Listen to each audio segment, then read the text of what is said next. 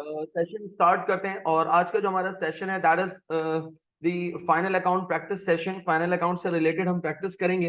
Earlier I said that कि final account जो हमारे पास एक एरिया है, इसको नॉर्मली मैं कैसे सेपरेट चैप्टर कंसिडर नहीं करता। और सेपरेट चैप्टर कंसिडर ना करने का ऑब्जेक्टिव ये है कि सर ये कोई सेपरेट टॉपिक नहीं है, basically it's a summary of all accounting standards. अगर आपकी अकाउंटिंग स्टैंडर्ड्स के अंदर बहुत अच्छी ग्रिप है तो हो गया। अगर आपकी अकाउंटिंग स्टैंडर्ड्स वगैरह के अंदर एक बहुत अच्छी ग्रिप है तो डेफिनेटली आप जो है वो इस फाइनल अकाउंट के क्वेश्चन को बहुत अच्छे तरीके से टैकल कर सकते हैं। किस तरीके से हमें करना है, क्या करना है, इसकी स्ट्रैटेजी हम डिस्कस करेंगे। और स्पेसिफिकली में ये जो क्वेश्चन सॉल्व करेंगे ये हम सॉल्व करेंगे प्रैक्टिस प्लेटफॉर्म पे, जो एसीसी का प्रैक्टिस प्लेटफॉर्म है, and that past paper is available on your practice platform. तो प्लीज मेक श्योर करें। इस तरह के और भी 2-3 पास्ट पेपर्स हैं जो कि आपके प्रैक्टिस प्लेटफॉर्म पे गिवन है, तो उस फैसिलिटी को, उस सर्विस को आप लाजमी अवेल करें और एसीसीए के गिवन रिसोर्सेज को, यानी कि जो प्रैक्टिस प्लेटफॉर्म गिवन है वहीं पे ही अपनी प्रैक्टिस करें। अच्छा, first of all let's quickly read out the question को हम पहले पढ़ते हैं, उसके डाटा को देखते हैं, उसकी रिक्वायरमेंट्स को, एंड देन फिर हम उसको सॉल्व करने की कोशिश करेंगे। फर्स्ट ऑफ ऑल अगर मैं क्वेश्चन का पेन थोड़ा सा इंक्रीज कर दूं तो मेरे पास यहाँ पर क्वेश्चन आ रहा है, the trial balance accounting records of Phoenix company as at 31 December 2005। First of all the point should be noted कि हमारा अकाउंटिंग ईयर एंड जो हो रहा है दैट इज ऑन 31 दिसंबर 2015 पे हमारा अकाउंटिंग पीरियड एंड हो रहा है। अच्छा, फिर इसके बाद हमारे पास यहाँ पे एक ट्रायल बैलेंस गिवन है जिसमें डिफरेंट एसेट्स गिवन है और डिफरेंट अकाउंट बैलेंसेस हमारे पास यहाँ पर गिवन है। और अकाउंट बैलेंसेस क्या, क्योंकि कुछ नोट भी लिखा हुआ है, which means कि there are certain adjustments related to that particular account balance। तो कुछ ना कुछ एडजस्टमेंट्स भी हमारे पास यहाँ पर गिवन है। खैर आगे चलते हैं जरा रिक्वायरमेंट या हम कुछ एडजस्टमेंट्स की तरफ आते हैं। अच्छा, सबसे पहली चीज यहाँ पे क्या रहा है, the draft profit before taxation. गौर से सुनिएगा जरा, क्या कह रहा है, the draft profit before taxation figure in the above trial balance has been calculated before any adjustments that may be required from 1 to 5 below। एक मिनट, कुछ कहना चाह रहा है, कह रहा है the draft profit before taxation figure in the above trial balance. उसका मतलब दादा ट्रायल बैलेंस में कुछ तो ऐसा गिवन है, कुछ नजर आ रहा है ऐसा, कुछ नजर आ रहा है ऐसा। यस सर, हमें ड्राफ्ट प्रॉफिट नजर आ रहा है बिफोर टैक्सेशन। इसका मतलब ये क्या सर, ये प्रॉफिट बिफोर टैक्स है, ये प्रॉफिट बिफोर टैक्स में ऑलरेडी गिवन है। तो सर फाइनल अकाउंट में करना क्या होगा, बाबा आप समझो इस चीज को। अभी हमने क्वेश्चन रीड नहीं किया, उसने आपको profit for the year, current year calculate करके ऑलरेडी दिया हुआ है। What we have to do, sir हमें लगता है कुछ एडजस्टमेंट्स करनी होंगी, क्योंकि ये वो प्रॉफिट है जिसमें स्पेसिफिकली कह रहा है कि हमने ये मंदरजा झेल, फॉलोइंग का मतलब होता है मंदरजा झेल, हमने ये जो इंफॉर्मेशन जो नीचे गिवन है बिलो 5 इंफॉर्मेशन आपके पास गिवन है 1 to 5, कह रहा है ये एडजस्टमेंट्स हमने नहीं की, ये एडजस्टमेंट्स हमने नहीं की। इसका मतलब मुझे पूरा पीएनएल यहाँ पे ड्राफ्ट नहीं करना, मुझे एनसी आई करने की जरूरत नहीं है। मेरे पास already net profit for the year given है। All what I have to do that is to adjust that profit according to the adjustments और the information that is given in the question. क्या यहां तक बात सुन पा रही है इसके अंदर सबको? जी प्लीज चैट बॉक्स में थोड़ा सा एक्टिव रहिएगा। क्या यहां तक ये इंफॉर्मेशन समझ में आ रही है कि प्रॉफिट ऑलरेडी गिवन है, all what we have to do that is to adjust the profit accordingly, हमें इस प्रॉफिट को एडजस्ट करना है। जी यहां तक सबको इंफॉर्मेशन क्लियर है? प्लीज मुझे चैट बॉक्स के अंदर इंटीमेट करते जाएं जरा।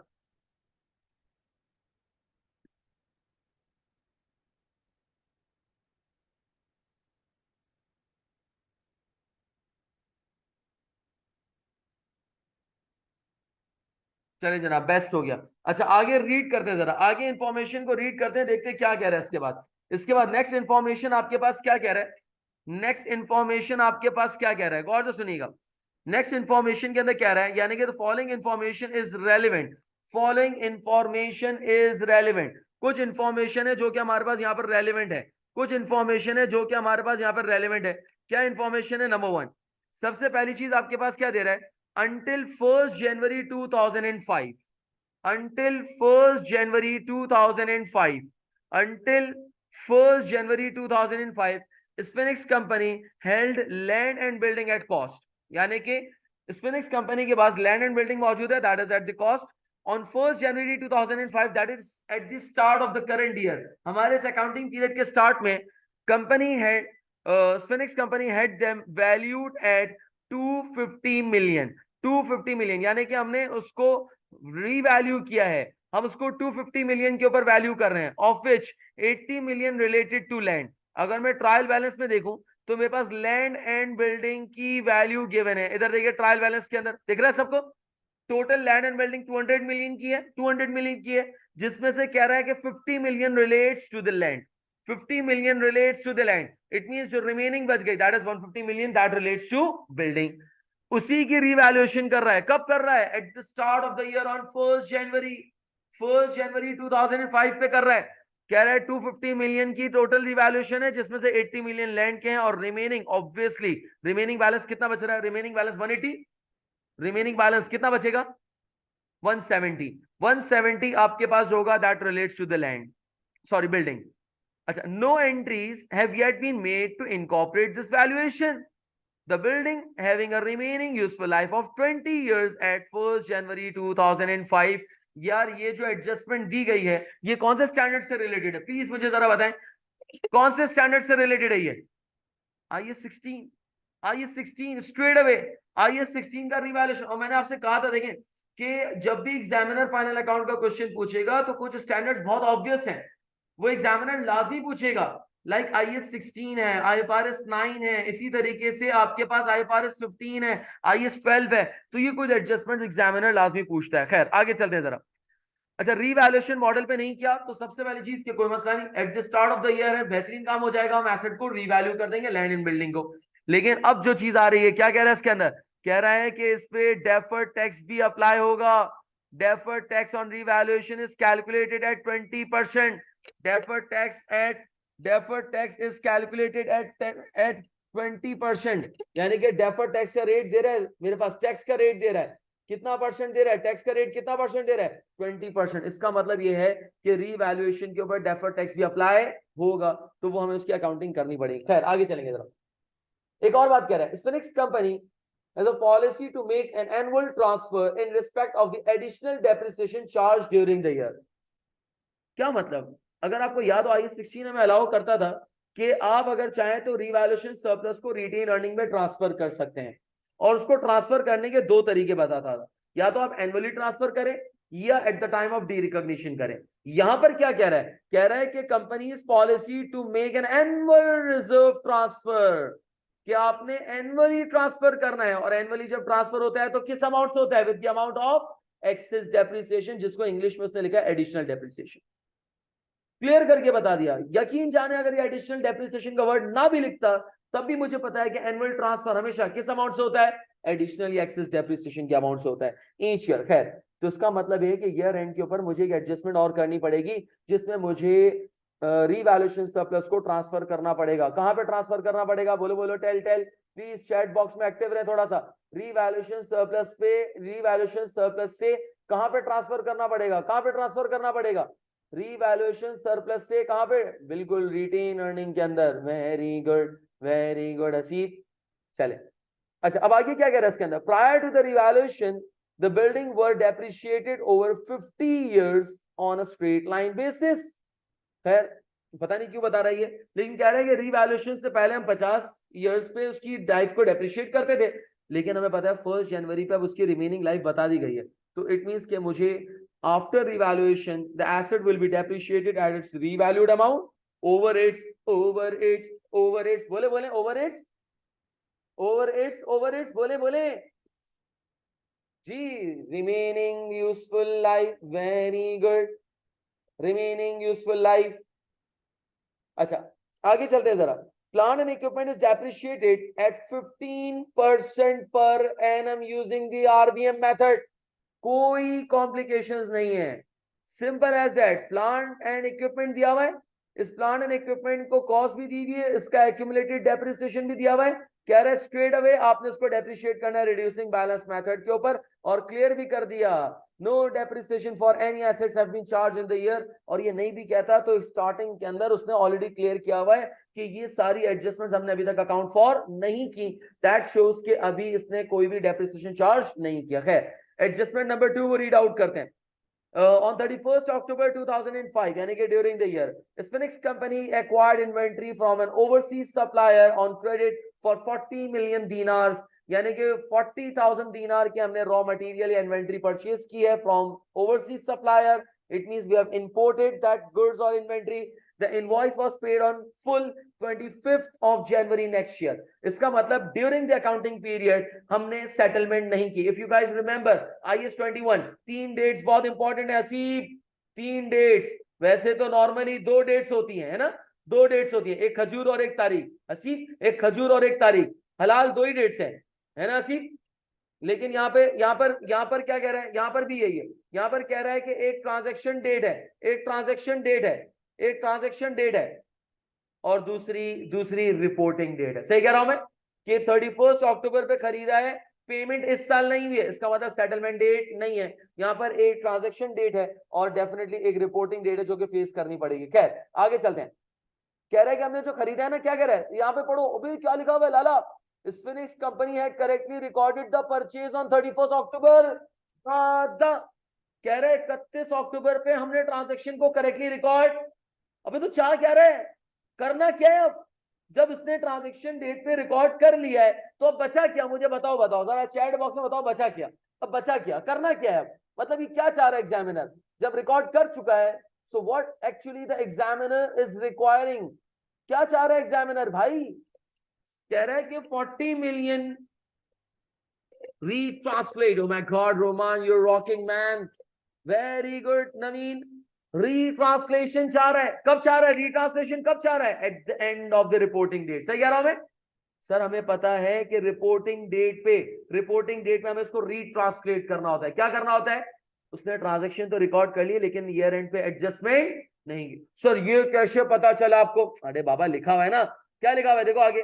But no further entries have been made at the year end. क्या मेरी बात समझ आ रही है? सर उसके लिए उसने मुझे एक्सचेंज रेट्स दिए हुए. IS 21 फॉरेन एक्सचेंज याद आ रहा है? 31 अक्टूबर पे जो रेट दिया हुआ है, ये कौन सी डेट है? ये कौन सी डेट है? ये ट्रांजैक्शन डेट. कौन सी डेट है ये? अच्छा 31 दिसंबर. ये कौन सी डेट है? सर ये न्यू ईयर नाइट की डेट है. इधर पॉडी होती है, पॉडी, है ना? अबे कौन सी डेट है ये बताओ? ये रिपोर्टिंग डेट है हमारे पास. ये yes, this is the reporting date. Reporting date है. अच्छा एक और डेट दी हुई है 25 जनवरी. ये कौन सी डेट है? ये कौन सी डेट है? बोलो बोलो, टेल. ये 25 जनवरी की कौन सी डेट है? Settle. Wow Roman, you rocking. SD है man, you rocking. SD, very good. Settlement date है लाला, सेटलमेंट डेट है ये. Very good. अच्छा मुझे कोई बताएगा कि 3 डेट्स गिवन तो हैं, लेकिन इनमें से यकीन जाने सिर्फ मेरे लिए अभी फिलहाल एक ही डेट काम की है. कौन सी और क्यों? कौन सी और क्यों? कौन सी और क्यों? Very good Asif, very good. कौन सी और क्यों? कौन सी और क्यों? कौन सी और क्यों? रिपोर्टिंग डेट हमारे लिए रेलिवेंट है. रिपोर्टिंग डेट सिर्फ रेलिवेंट है. सिर्फ और सिर्फ एक्सचेंज रेट जो रिपोर्टिंग पे मौजूद है, सिर्फ वो मेरे लिए रेलिवेंट है. क्यों? Why due to retranslate. Very good. अभी सेटलमेंट नहीं कर रहे, नेक्स्ट ईयर करेंगे. Very good Sahil. सेटलमेंट है ही नहीं ना. अगर ये सेटलमेंट इसी ईयर में होती तो यकीन जानो सेटलमेंट डेट का एक्सचेंज रेट भी हमारे लिए रेलिवेंट हो जाता. वेरी गुड, शाबाश हो गया, शाबाश हो गया. चलो आगे चलते हैं जरा. सही IS 21 की, इसका मतलब रीट्रांसलेशन करनी पड़ेगी. करेंगे इंशाल्लाह. आगे चलते हैं जरा. Third adjustment. आगे क्या कह रहा है? Interest on loan note is paid every 6 months with next payment due on 1st January 2006. एक मिनट. कह रहे हैं एक लोन है. लोन क्या मेरे पास ट्रायल बैलेंस में लोन दिया हुआ है? देखो जरा देखो, क्या ट्रायल बैलेंस में कोई लोन दिया हुआ है जिसकी ये बात कर रहा है? कहाँ है loan? Loan loan loan loan loan loan दिख रहा है किसी को? मुझे क्यों नहीं दिख रहा? ये रहा मिल गया. 7% सूद पे एक लोन लिया हुआ है. $30,000 का एक लोन पेबल है हमारे पास. $30,000 का लोन पेबल है. 7% इंटरेस्ट रेट है हमारे पास. 7% इंटरेस्ट रेट है हमारे पास. 2009 में रीपे होगा. अभी हमें रीपेमेंट की चिंता नहीं है. क्या कह रहा है ट्रांजैक्शन में? क्या कह रहा है एडजस्टमेंट में? क्या कह रहा है? कह रहा है कि ये जो लोन का इंटरेस्ट है और 6 महीने में पे करते हैं. अगला जो लोन की पेमेंट है वो 1 जनवरी 2006 को ड्यू है, यानी कि नेक्स्ट ईयर के स्टार्ट में. गौर से सुनिएगा आगे क्या कह रहा है. शायर फरमा रहा है the draft profit before taxation. अभी हमने डिस्कस किया था ऊपर एक पीबीटी दिया हुआ है, लेकिन अनएडजस्टेड प्रॉफिट बिफोर टैक्स दिया हुआ है, ऐसा ही है। Before taxation figure in the trial balance includes the first interest payment on the 7% loan notes paid on 1st July 2005। क्या मतलब? कह रहा है कि उस लोन नोट के ऊपर जो इंटरेस्ट है वो हमने प्रॉफिट में एडजस्ट किया हुआ है, लेकिन लेकिन लेकिन फर्स्ट पेमेंट एडजस्ट की हुई है। कौन सी पेमेंट एडजस्ट की हुई है? कोई गड़बड़ नजर आ रही है? कोई कुछ ब्लंडर नजर आ रहा है क्या? ब्लंडर क्या है जी? कोई ब्लंडर नजर आ रहा है क्या है? प्लीज ऑनलाइन वाले खवातीन और हज़रात, क्या ब्लंडर क्या है? क्या ब्लंडर नजर आ रहा है इसके अंदर? कह रहा है कि ओनली फर्स्ट पेमेंट जो कि 1 जुलाई को हमने कर दी है, यानी कि जनवरी टिल जून, ये 6 महीने की इंटरेस्ट पेमेंट हम रिकॉर्ड कर चुके हैं। तो प्रॉब्लम क्या है? Please identify the problem.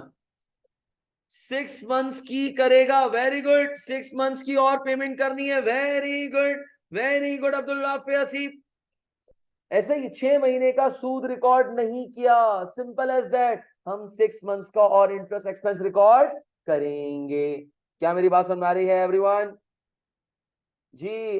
क्या मेरी, ऑल्दो उसकी पेमेंट 1 जनवरी 2006 के स्टार्ट में होगी, लेकिन डेफिनेटली हम उसका इंटरेस्ट एक्सपेंस रिकॉर्ड करेंगे। Is it clear to everyone? आगे चलें खवातीन और हजरात, प्लीज अगर आप मुझे चैट बॉक्स पे इंटीमेट करते रहेंगे तो मुझे ऐसा लगेगा कि आप लोग जाग रहे हैं, जिंदा हैं और जिंदों में शामिल हैं, वरना मैं लाइव बंद कर दूंगा। फिजिकली मेरे पास बहुत बच्चे बैठे हैं, मुझे टेंशन नहीं है। हंस रहा है बिलाल, तू आप भी हंस रही में। चले आगे। ओ हसीब, चमार मार दूंगा जी, मैं बता रहा हूं मैं। अच्छा चले आगे, चले सुने। Fourth adjustment, a provision for income tax of 30 million. मुझे पहले चैट बॉक्स में बताओ कौन से स्टैंडर्ड में चला गया? ये कौन से स्टैंडर्ड में चला गया? बोलो बोलो, टेल टेल, बोलो बोलो, टेल टेल, कौन से स्टैंडर्ड में चला गया? बोलते क्यों नहीं हो? IAS 12, हर दिल की जान IAS 12 है ये मेरे भाई। IAS 12, a provision for income tax 30 million is required for the year ended 31st December 2005। यार तुरंत बताओ ये क्या है? ये क्या है? what is CET? Very good, current tax, it's a current tax। and I told you earlier in the classes कि 99.9% केसेस के अंदर एग्जामिनर तुम्हें करंट टैक्स दे देगा। वो नहीं कराएगा तुमसे बदतमीजी कि टैक्सेबल प्रॉफिट निकालो फिर उस पर टैक्स रेट लगाओ तो करंट टैक्स आएगा, नहीं करता वो नॉर्मली हरकत। उसके लिए उसने F6 का पेपर रखा हुआ है, वो नॉर्मली आपको करंट टैक्स दे देगा, स्ट्रेट अवे मुंह पे देगा। देख अंधे, नजर आया? ये करंट टैक्स है, करंट टैक्स है। खैर आगे चलते हैं जरा।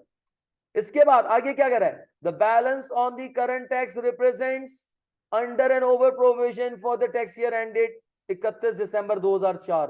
अबे ये क्या कह रहा है यार?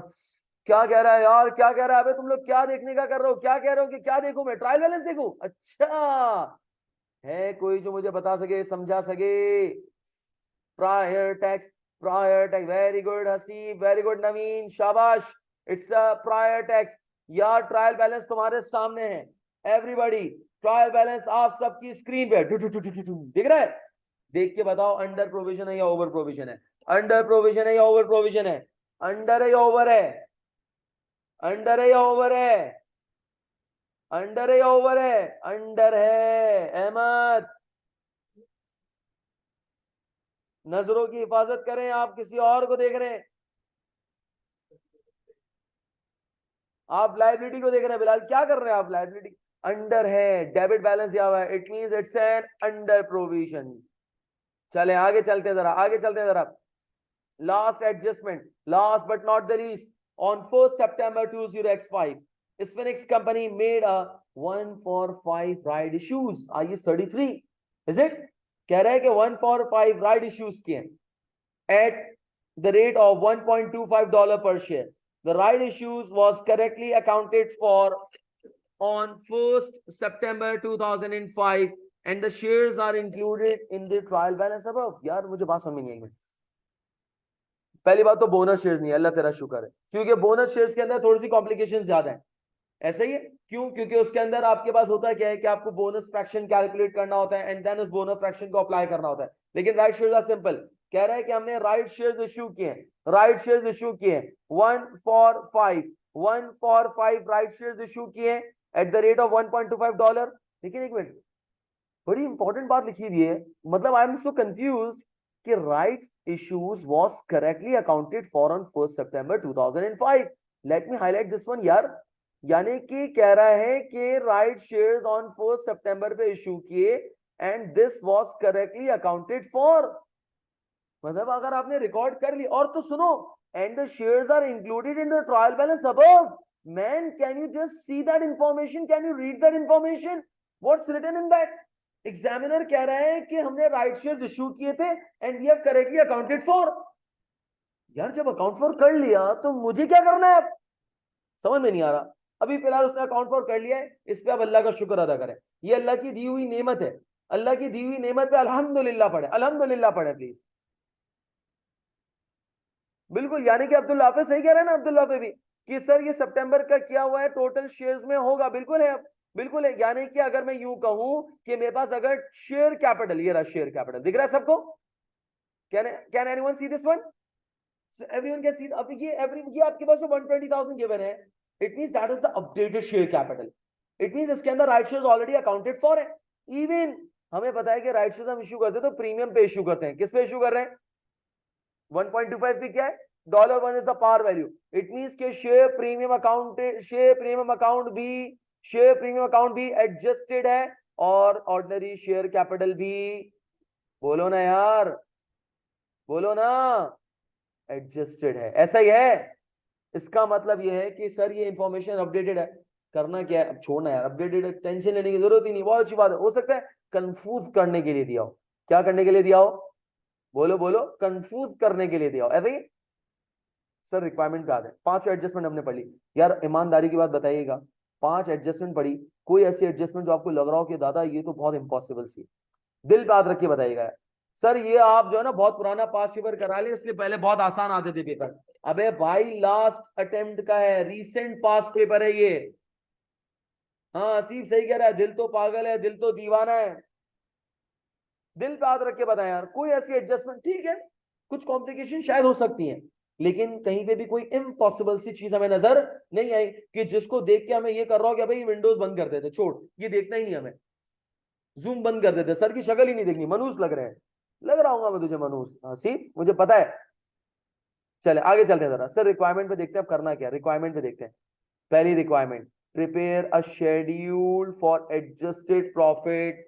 सर ये तो हमें पहले ही लग रहा था, जब हमने क्वेश्चन रीड करना स्टार्ट किया था ना, तब हमें लग रहा था कि कुछ तो गड़बड़ है दया। यानी कि जब उसने ड्राफ्ट प्रॉफिट दिया हुआ है, ये देख बाबा ड्राफ्ट प्रॉफिट यहां पर दिया हुआ था उसने, इसका मतलब ये है कि मुझे एक शेड्यूल बनाना है जिसमें मुझे एडजस्टेड प्रॉफिट कैलकुलेट करना है। क्या कैलकुलेट करना है? एडजस्टेड प्रॉफिट कैलकुलेट करना है। सर कितने मार्क्स है इसके? 4 मार्क्स। एक काम करते हैं, पहले ही रिक्वायरमेंट कर लेते हैं, फिर हम बाकी की रिक्वायरमेंट्स को देखेंगे, सॉल्व करेंगे। पहली रिक्वायरमेंट को हम स्टार्ट करते हैं and in order to attempt the पहली रिक्वायरमेंट, हम एक काम करते हैं, हम पहली रिक्वायरमेंट के लिए यहाँ पर अपने पास जो एरिया है उसके ऊपर हम अपना प्रॉफिट या जो भी कैलकुलेशन है ड्राफ्ट करते हैं। अच्छा, formatting is the secondary part, हमने पहले भी डिस्कस किया है कि यस फॉर्मेटिंग अगर आप कर लेते हैं तो बहुत अच्छी बात है, लेकिन अगर फॉर्मेटिंग नहीं करते, पहले आप आंसर के ऊपर फोकस करते हैं, तो इट्स गुड कि आप पहले आंसर को ड्राफ्ट कर लें, आंसर कंप्लीट हो जाए and if you have a time eight the and तो फिर आप अपनी फॉर्मेटिंग के ऊपर फोकस करें। खैर let's start with this one. First of all हम यहाँ पे लिखते हैं that is the draft profit, कि मेरा ड्राफ्ट प्रॉफिट कितना है। Draft profit for the year 20x5 yes, for the year 20x5 कितना दिया हुआ है मेरे पास? ड्राफ्ट प्रॉफिट कितना दिया हुआ है जी? प्लीज बताइएगा जरा। ड्राफ्ट प्रॉफिट हमारे पास कितना गया मैंने? सर दैट इज 166,450, ऐसा ही है। ये हमारे पास ड्राफ्ट प्रॉफिट गिवन है, क्वेश्चन के अंदर ड्राफ्ट प्रॉफिट हमारे पास ऑलरेडी गिवन है। चलिए अब करना क्या है? Adjustment number 1। एडजस्टमेंट नंबर 1 हमने एसेट को रीवैल्यू किया है। अच्छा अब वर्किंग के लिए हम यहाँ पर राइट साइड पे थोड़ा सा आ जाते हैं, राइट साइड पे हम करते हैं और एडजस्टमेंट नंबर 1 के लिए वर्किंग 1 और रीवैल्यूएशन से रिलेटेड वर्किंग है हमारे पास, रीवैल्यूएशन से रिलेटेड हमारे पास वर्किंग है। और वर्किंग करते हैं जरा। आप भी कोशिश करें कि मेरे से आगे बढ़े। अगर आप एक्सेल पे प्रैक्टिस कर रहे हैं मेरे साथ साथ या रजिस्टर में कर रहे हैं तो खुद से भी कैलकुलेशन थोड़ा सा दिमाग चलाएं प्लीज। मैं भी कर रहा हूं साथ साथ आपके, लेकिन आप भी खुद से इसको ट्राई करें। अच्छा, अब करेंगे कैसे? दो एसेट्स हैं, एक काम करते हैं, लैंड का रीवैल्यूएशन अलग कैलकुलेट कर लेते हैं क्योंकि उसकी मार्केट वैल्यू अलग से गिवन है, और बिल्डिंग का अलग। अगर यहाँ पे पूरी प्रॉपर्टी की वैल्यू दी हुई होती तो मैं दोनों का कंबाइन कर रहा होता। First let's try to calculate the revaluation of land, और लैंड का रिवैल्यूएशन कैलकुलेट करने के लिए first we need the market value. Do we have the market value of land at the start of the year? Yes. Market value at the date of revaluation, and the market value that is given for the land is 80 million. ऐसा ही है, 80 million is the 80 million is the market value. It means 80,000. I'll be writing that 80,000. अच्छा, जब मैं ये working कर रहा हूँ 80,000 यानी कि थाउजेंड में वर्किंग कर रहा हूँ, सो इट्स गुड कि आप ऊपर ट्रिपल जीरो जरूर लगा दें। ट्रिपल जीरो जरूर ऊपर आप पुट कर दें, so that examiner could know कि आपने थाउजेंड्स में वर्किंग की है। अगर आप 80 सिर्फ लिख देते हैं तो ऊपर आप मिलियन लिख देंगे। क्या लिख देंगे आप? क्या मेरी बात समझ में आ रही है?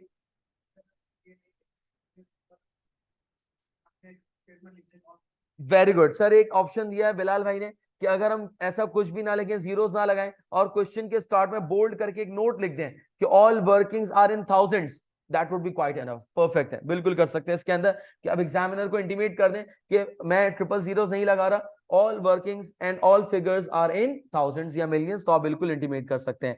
तो this could also be a case, हो सकता है इसके अंदर। खैर, मार्केट वैल्यू हमारे पास गिवन है, एंड हमें पता है कि लैंड की अनफॉर्चुनेटली बीवी नहीं होती, ऐसा ही है। अब आप उसको फॉर्चुनेटली कहें या अनफॉर्चुनेटली कहें, लेकिन हमें पता है कि लैंड की बीवी नहीं होती, क्योंकि हम लैंड को क्या नहीं करते। Please guys reply me through a chat box. Land को हम वो नहीं करते, वेरी गुड, डेप्रिशिएट नहीं करते हसीब, वेरी गुड। तो इसका मतलब ये है कि लैंड की कॉस्ट होगी, और लैंड की कॉस्ट हमारे पास गिवन है, and that is 50 million. Can you see that information in the trial balance? I don't think that there is any difficult I don't think that there is any difficult task. I couldn't find out any difficulty in that particular information or in that area. Okay, let's calculate the upward revaluation. और upward revaluation कितना आ रहा है हमारे पास? Let's calculate the market value minus the cost, that is the revaluation gain हमारे पास आ रहा है, and that revaluation gain is 30,000. Is it clear to everyone? Please, कोई confusion हो तो chat box में मुझे intimate कीजिएगा। Let's move on towards the building side. Building भी हमारी revalue हो रही है, building भी हमारी revalue हो रही है, and building का अगर मैं revaluation calculate करूं तो market value of the building is given at the startup. One more thing that you need to consider and you need to remember, that is कि मेरे पास यहाँ पर जो revaluation हो रही है that is at the start of the year. What if that revaluation takes place at the end of the year? It means मुझे पहले साल का depreciation calculate करना पड़ता, and then afterwards I'll be calculating the revaluation gain or loss. So I hope you guys are getting this point. Okay, now what's the market value at the end of the year? What's the market value of the building? Total जो आपके पास थी that was 250. Am I right? Out of 250, अगर मैं यहीं पे इसकी calculation कर दूं 250 माइनस 80, सही कह रहा हूं मैं सेल्स को लिंक कर रहा हूं, चेक कर रहे हैं आप? Sorry, 2,50,000 minus that is 1,70,000 is the market value of your revalued amount of a building, and we all know that कि बिल्डिंग की बुक वैल्यू या कैरिंग वैल्यू है, बिल्डिंग की कैरिंग वैल्यू होगी। सो बिल्डिंग की कैरिंग वैल्यू कैसे calculate करेंगे? Do we have cost of a building? Yes, and what's the cost? That is 150,000। Sir लेकिन 150,000 कहीं लिखी भी तो नहीं है। अरे बाबा, अगर 200 टोटल प्रॉपर्टी की value, out of which 50 million relates to the land, which means the balancing figure that is 150,000 relates to building, minus the accumulated depreciation of a building is 90,000. Is it? So the carrying value of the building is 60,000. The carrying value of the building is 60,000. Let's calculate the revaluation gain or loss. Revaluation gain हमारे पास आ रहा है again, and that is 110,000। क्या ये सबको clear है जी? Is it clear to everyone? कोई कंफ्यूजन, किसी का कोई प्रॉब्लम हो तो प्लीज खुद देख लीजिएगा। करंट डेप्रिसिएशन राफे, मैंने फिर कहा, शायद तुमने मिस आउट कर दिया, करंट डेप्रिसिएशन माइनस नहीं कर रहा। क्यों? क्योंकि ये revaluation at the start of the year हो रही है। आई जस्ट टोल्ड यू कि revaluation is taking place at the start of the year. Just look at this one, just look at this information mister Rafay, Abdul Rafay. Is it clear to you now? Good. चलें जनाब, ये हमने gain on revaluation हमने calculate कर लिया। अच्छा, अगर हम इसकी अकाउंटिंग एंट्री बनाना चाहें तो that is very simple. Accounting entry भी हम बना सकते हैं इसकी। अकाउंटिंग एंट्री भी हम इसकी बना सकते हैं। और अकाउंटिंग एंट्री क्या बनेगी हमारे पास अगर बनाना चाहें? ऑल्दो रिक्वायर्ड नहीं है, लेकिन अकाउंटिंग एंट्री से एडजस्टमेंट्स करना थोड़ा आसान हो जाता है। तो लैंड एंड बिल्डिंग, सही कह रहा हूं मैं? लैंड एंड बिल्डिंग, लैंड कितने से डेबिट होगी हमारे पास? विद द अमाउंट ऑफ 30,000, या उसको भी लिंक अगर कर लें 30,000 से। और बिल्डिंग की वैल्यू इंक्रीज होगी कितने से? 1 lakh. And revaluation surplus, revaluation surplus will be credited, सही कह रहा हूं मैं? Revaluation surplus will be credited for building. We all know that के आईएस ये कहता है कि दोनों का रीवैल्यूएशन अलग अलग मेंटेन करो, ऐसा ही है। रीवैल्यूएशन हमारे पास यहां पर लैंड का और बिल्डिंग का दोनों का अलग अलग अगर हम रिकॉर्ड करें, सो दैट इज 30,000 एंड 1,10,000।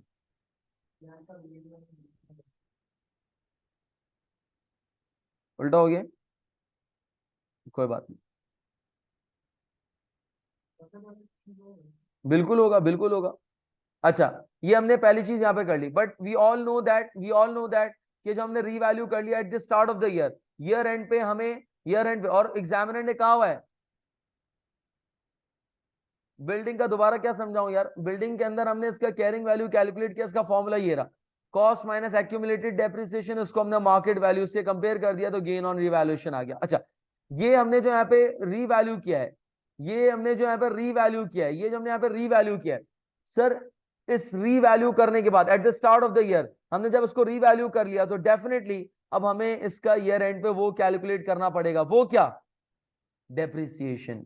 और हमें पता है कि आईएस 16 का रूल क्या है कि after revaluation assets will be depreciated at its revalued amount over it's remaining useful life, ऐसा ही है। चलिए एक काम करते हैं, हम यहां पर लगे हाथों जब कर ही रहे हैं तो उसका डेप्रिसिएशन भी कैलकुलेट कर लेते हैं। डेप्रिसिएशन, पूरी एडजस्टमेंट को हम किल कर लेते हैं जरा। डेप्रिसिएशन, डेप्रिसिएशन और क्लियर कर देते हैं। डेप्रिसिएशन ऑफ बिल्डिंग, लैंड को तो हम डेप्रिशिएट करते ही नहीं। Depreciation of building, depreciation of building. अच्छा, अब कैसे कैलकुलेट करेंगे डेप्रिसिएशन ऑफ बिल्डिंग? मुझे बताएं, बिल्डिंग की वैल्यू कितनी है? बिल्डिंग की वैल्यू कितनी कितनी किस अमाउंट को डेप्रिशिएट करेंगे? 1,10,000 को, 1,10,000 को डेप्रिशिएट करेंगे, बोलो। नहीं सर, मेजॉरिटी स्टूडेंट्स ने एग्जाम के अंदर 110 को कर दिया, जज्बात में थे ना, रीवैल्यू किया, 1,10,000 का गेन आया, उसी को डेप्रिशिएट कर दिया। अरे ना बाबा, हम रीवैल्यूएशन जो कैलकुलेट करेंगे वो 170 को करेंगे। किसको करेंगे हम? 170 को डेप्रिशिएट करेंगे ओवर इट्स। हाँ सर, इसको लिंक कर देते हैं हम सेल को, यानी कि this one divided by remaining useful life is, sorry, 20 years. क्या ये बात समझ में आ रही है? Depreciation of a building 8,500, annual depreciation आ गया। लैंड को हम डेप्रिशिएट नहीं करेंगे हम sir, 8,500 is the depreciation expense for the year. Sir एक और डेप्रिसिएशन कैलकुलेट करना है, एक और डेप्रिसिएशन। अच्छा, और कोई चीज के अंदर फिलहाल नहीं है, हम फिर से एडजस्टमेंट को एक मतलब रीड कर लेंगे, लेकिन फिलहाल एक काम करते हैं, एक और चीज जो हमें याद आ रही है, that is the depreciation of plant and equipment, ऐसा ही है। Depreciation of plant and equipment, depreciation of plant and equipment. अच्छा, अब वो डेप्रिशिएट करना है रिड्यूसिंग बैलेंस मेथड के ऊपर, और रिड्यूसिंग बैलेंस मेथड का फॉर्मूला क्या है? Cost minus accumulated depreciation. Cost is already given in the question, the cost is 3,20,000 minus accumulated depreciation is 111,200 and sorry 111,200 and we are going to apply the percentage और हम percentage apply करेंगे कितना percent 15% is the reducing balance method. That is the depreciation or property plant plant and equipment is 31320. यहां तक clear है इसके अंदर। अच्छा अगर मैं इस पहली एडजस्टमेंट पे आऊं तो ऑलमोस्ट सारी चीजें हमने देख ली। एक चीज इसके अंदर रह गई है, बल्कि दो चीजें मुझे नजर आ रही है। वो ये कि पहली चीज जो यहां पर हमें एक डेफर टैक्स का मसला है, कह रहा है कि डेफर टैक्स कैलकुलेट करना है और रीवैल्यूएशन का जो डेफर टैक्स होता है उसका इंपैक्ट हमें पता है, वो पीएनएल में चार्ज नहीं होता। कहां पे चार्ज होगा? रीवैल्यूएशन का जो डेप्रिसिएशन है वो कहां पे, सॉरी रीवैल्यूएशन का जो डेफर टैक्स है वो कहां पे चार्ज होगा?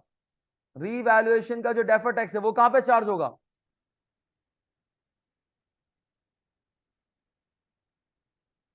रीवैल्यूएशन के ऊपर जो डेफर टैक्स लगता है वो कहां पे चार्ज होता है? वो डीटीई में चार्ज नहीं होता। ठीक है, डेफर टैक्स लायबिलिटी का पार्ट बनेगा, लेकिन चार्ज कहां पर होगा? वो IAS 12 रीवैल्यूएशन सरप्लस साइल। Very good. अरे नॉन करंट लायबिलिटी में तो जाएगा, लेकिन मैं डेबिट साइड पूछ रहा हूं। ये रीवैल्यूएशन के ऊपर जब डेफर टैक्स लगाते तो उसकी accounting entry defer tax expense नहीं होती थी, उसकी एंट्री होती थी रीवैल्यूएशन सरप्लस डेबिट और डेफर टैक्स लायबिलिटी क्रेडिट। क्या मेरी बात समझ में आ रही है? Hello everyone. Ahmed, Sahil, Haseeb, Naveen ji, clear है यहां तक? चले आए जरा एक काम करते हैं, हम डेफर टैक्स कैलकुलेट कर लेते हैं। जरा हम डेफर टैक्स कैलकुलेट कर लेते हैं, डेफर टैक्स कैलकुलेट कर लेते हैं रीवैल्यूएशन सरप्लस के ऊपर। रीवैल्यूएशन सरप्लस के ऊपर डेफर टैक्स कैलकुलेट कर लेते हैं, डेफर टैक्स कैलकुलेट कर लेते हैं। Defer tax on revaluation, defer tax on revaluation calculate कर लेते हैं जरा। अच्छा डेफर टैक्स ऑन रीवैल्यूएशन, देखिए डेफर्ड रीवैल्यूएशन कर क्या रहा है? रीवैल्यूएशन टेम्पररी डिफरेंस अराइज कर रहा है। हमें पता है कि अकाउंटिंग के अंदर हम रीवैल्यूएशन को अकाउंट फॉर करते हैं, लेकिन टैक्स वाला उसको अकाउंट फॉर नहीं करता। टैक्स वाला उसको कभी भी अकाउंट फॉर नहीं करेगा, और जब टैक्स वाला अकाउंट फॉर नहीं करेगा तो this will give rise to the TTD, taxable temporary difference को अराइज करेगा। और मेरे पास जो रीवैल्यूएशन मैंने रिकॉर्ड किया, दो रीवैल्यूएशन रिकॉर्ड किए। Number 1 is on the land, इसका मतलब टैक्स वाले के मुताबिक, टैक्स मानो या ना मानो, टैक्स वाले के मुताबिक आज भी लैंड 50,000 की होगी, लेकिन हमने अपने अकाउंटिंग रिकॉर्ड्स में 80,000 पे रिकॉर्ड कर ली। ऐसा ही है। इसी तरीके से टैक्स वाले के मुताबिक एसेट की या बिल्डिंग की वैल्यू 60,000 है, लेकिन हमारे मुताबिक अब उसकी वैल्यू कितनी हो चुकी है? 170। सो इट मींस हमारे पास यहाँ पर डेफर टैक्स आ रहा है रीवैल्यूएशन पे, डेफर टैक्स अराइज हो रहा है रीवैल्यूएशन के ऊपर। अच्छा मुझे बताएं कि मेरे पास जो रीवैल्यूएशन का टोटल अमाउंट है, अगर मैं रीवैल्यूएशन का टोटल अमाउंट लिखूं, रीवैल्यूएशन का टोटल अमाउंट लिखूं, तो मेरे पास कितना आ रहा है? That is 30 plus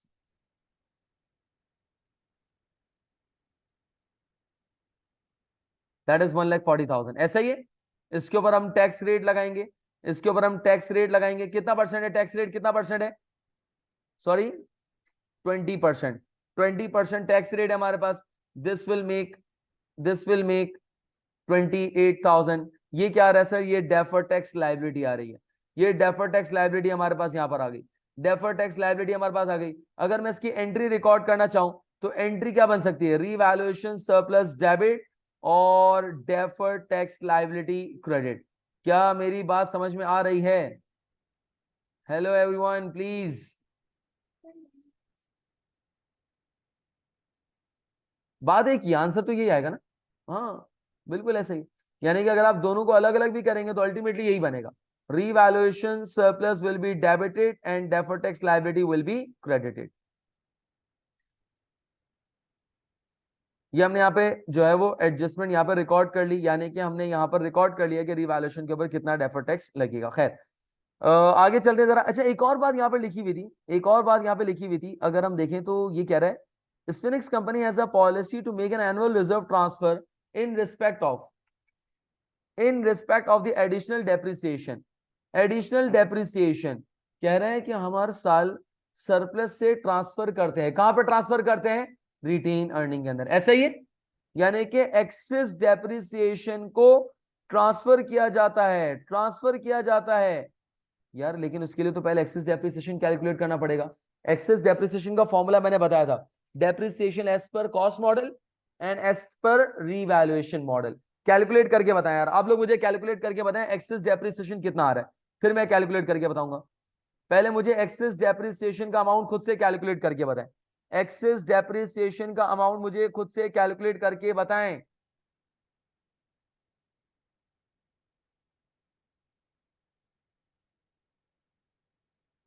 access depreciation transfer amount calculate करके बताएं मुझे कितना आ रहा है बिलाल। ठीक हो गया, आगे चलते हैं।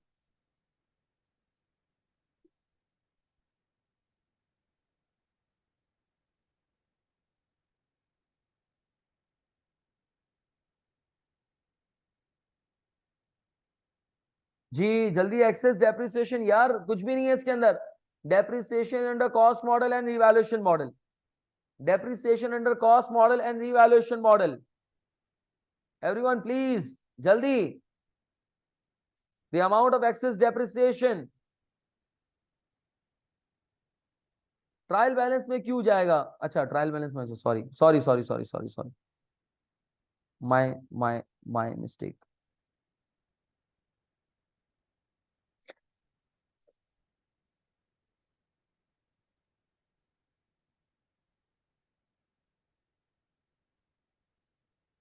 ट्रायल बैलेंस देखिए तो एक इंफॉर्मेशन इसकी यहां पर भी गिवन है, यहां पर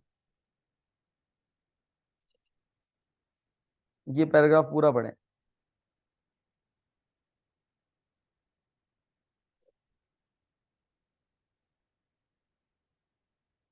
सिर्फ बिल्डिंग के ऊपर कैलकुलेट करना है, लैंड पे तो वैसे ही कैलकुलेट नहीं होगा, लैंड का तो कोई एक्सेस डेप्रिसिएशन होता ही नहीं है। सिर्फ बिल्डिंग का एक्सेस डेप्रिसिएशन हमें कैलकुलेट करना है। एवरीवन क्विकली, साहिल ठीक है, डिस्कस करते हैं अभी, और बताओ। हसीब जिंदा है भाई? अगर कॉस्ट मॉडल में होते तो डेप्रिसिएशन क्या आता, सिंपल एज दैट। अगर हम रिवैल्यूएशन पे ना जाते तो डेप्रिसिएशन क्या आता। वेरी गुड यार, very good Haseeb, very good Sahil, very good Bilal. क्या मतलब भाई मुझे बताओ, अगर मैं यहाँ पे कैलकुलेट करता हूं, मैं यहाँ पे कैलकुलेट कर रहा हूं डेप्रिसिएशन अंडर कॉस्ट मॉडल, अगर मैं कॉस्ट मॉडल में होता तो मैं बिल्डिंग को डेप्रिशिएट करता, तो बिल्डिंग की कॉस्ट होती कितनी होती, 1,50,000। सही कह रहा हूं मैं? और बिल्डिंग की लाइफ अबे दी हुई है ना नीचे, देखो ना, कह रहा है the building were depreciated over 50 years on a straight line method prior to the revaluation. इसका मतलब इसकी जो यूजफुल लाइफ थी दैट वाज 50 इयर्स। तो इसका मतलब अगर मैं रिवैल्यूएशन पे ना आता तो इस साल में डेप्रिसिएशन कैलकुलेट करता 3,000 का। फिर क्या हुआ, फिर हुआ कुछ यूं कि हमारी जिंदगी में वो आ गई, कौन, रिवैल्यूएशन मॉडल आ गई। ऐसा ही है, ऐसा ही है, रिवैल्यूएशन मॉडल आ गई। अब जब रिवैल्यूएशन मॉडल आ गई तो उन्होंने हमारी जिंदगी में कुछ तब्दीलियां ले आई। रिवैल्यूएशन मॉडल, अच्छा रिवैल्यूएशन मॉडल से हमने जब डेप्रिसिएशन कैलकुलेट किया तो कितना डेप्रिसिएशन आया, कितना डेप्रिसिएशन आया, कहां गया कहां गया कहां गया कहां गया कहां गया, नीचे। हाँ ये रहा, बता नहीं रहा तू यार बिलाल, कैसे बंदा है, मैं ऊपर नीचे खेली, ये रहा डेप्रिसिएशन अंडर रिवैल्यूएशन मॉडल। इन दोनों का जो डिफरेंस निकालोगे, इन दोनों का जो डिफरेंस निकालोगे वो आएगा ना, क्या है ये, एक्सेस डेप्रिसिएशन। क्या मेरी बात समझ में आ रही है एवरीबॉडी प्लीज? क्या ये बात क्लियर है? सर अगर लाइफ ना होती तो हम एक्यूमुलेटेड डेप्रिसिएशन भी निकाल सकते हैं। बिल्कुल असीफ, चीता चल रहा है लड़के, तू मार्केट में फुल जो है ना टापो टाप।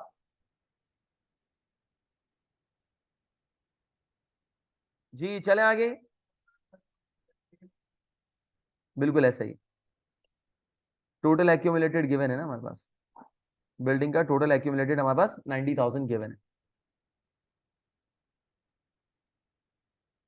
चले जनाब, क्योंकि स्ट्रेट लाइन मेथड है ये प्रॉब्लम। हाँ ये नहीं कर सकते थे असीब अगर रिड्यूसिंग होता, फिर तू नहीं कर सकता था, फिर तेरे हाथ पैर कट जाते, फिर इम्पॉसिबल है। लेकिन अगर स्ट्रेट लाइन मेथड है तो we all know that straight line method के अंदर हर साल का डेप्रिसिएशन बिल्कुल सेम होता है।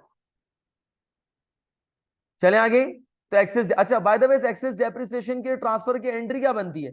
एक्सेस डेप्रिसिएशन के ट्रांसफर की एंट्री क्या बनती है? रीवैल्यूएशन सरप्लस डेबिट और retained earning credit. Retained earning credit 5500 से।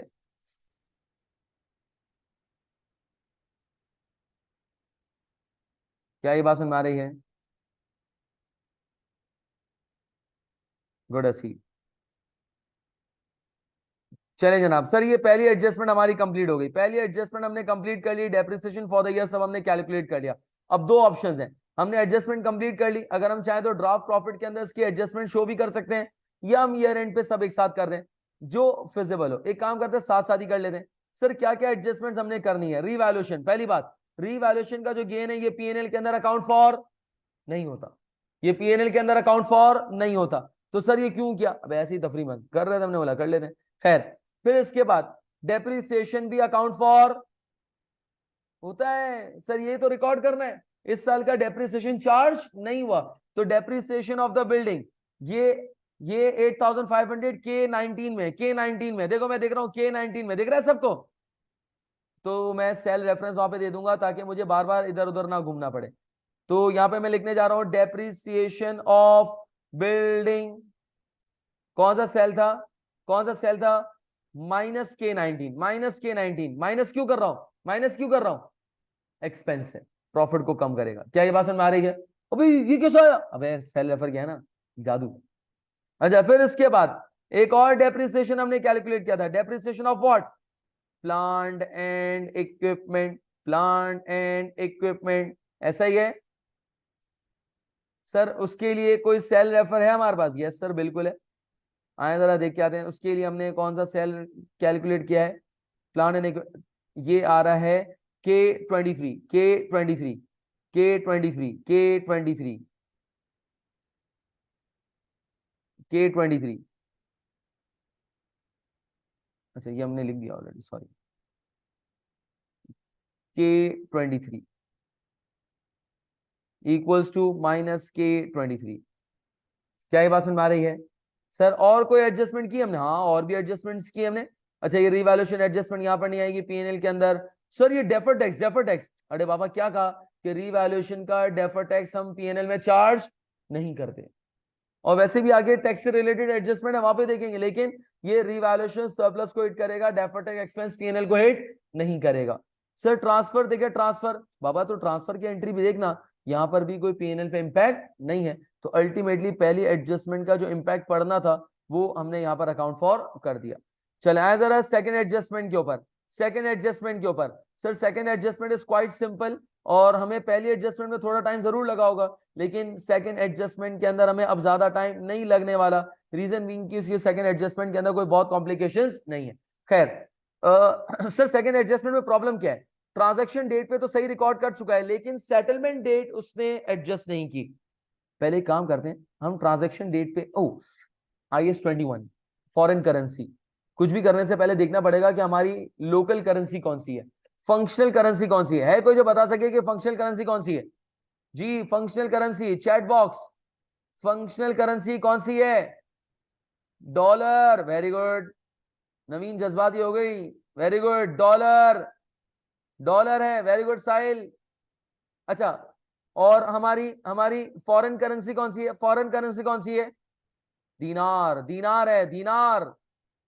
अच्छा अब मुझे बताओ हमारी हमारी फंक्शनल करेंसी स्ट्रॉन्ग है या वीक है? जल्दी जल्दी बताओ, जल्दी जल्दी बताओ। स्ट्रॉन्ग है रोमान, वेरी गुड। कैसे पता चला? देखो ना, डॉलर क्या कह रहा है? मैं अकेला आऊंगा, याद आ रहा है? मैं अकेला आऊंगा। दीनार क्या कह रहा है? नहीं यार हम अकेले नहीं आएंगे, हम 4 बंदे साथ लाएंगे। चाहे फटू डरपोक कहीं का, है ना? यही निकल रहा है ना तेरे दिल में, यही आ रहा है ना असीब, डरपोक कहीं का है? उसका मतलब डॉलर स्ट्रांग है। डॉलर क्या है? सर ये क्यों आइडेंटिफाई करें? इसलिए क्योंकि ट्रांसलेटेड अमाउंट, सही वर्ड यूज किया, सही वर्ड यूज किया, translated amount, translated amount will be will be lower in number. सही कह रहा हूं मैं? क्योंकि जब भी तुम्हारी करेंसी स्ट्रांग होगी तो कन्वर्टेड अमाउंट कम में आएगी, ट्रांसलेटेड अमाउंट कम में आएगी। सही कह रहा हूं मैं? चले खैर, ये चीज हमने आइडेंटिफाई कर ली। अब आते हैं जरा क्वेश्चन की तरफ, क्वेश्चन की तरफ आते हैं जरा। वेरी, अरे रोमान तू तो चीता चल रहा है लाले। अच्छा, पहले एक काम करते हैं, हमने जब परचेज किया तो उसका मतलब लायबिलिटी जनरेट कर रहा है, अकाउंट्स पेबल। सही कह रहा हूं मैं? अकाउंट्स पेबल, अकाउंट्स पेबल आपके पास आ रहा होगा, no doubt. Accounts payable at transaction date, at transaction, सही कह रहा हूं मैं, is already recorded, already recorded है। कह रहा है एग्जामिनर कि हमने ये रिकॉर्ड कर दिया है, आपको उसको छेड़ने की जरूरत ही नहीं है। लेकिन यार मुझे पता तो होना चाहिए ना कि कितने पे रिकॉर्ड किया था। फंक्शनल करेंसी में है कोई जो मुझे बता सके? फंक्शनल करेंसी में कन्वर्ट करके बताओ गाइस, गाइस कन्वर्ट करके बताओ प्लीज।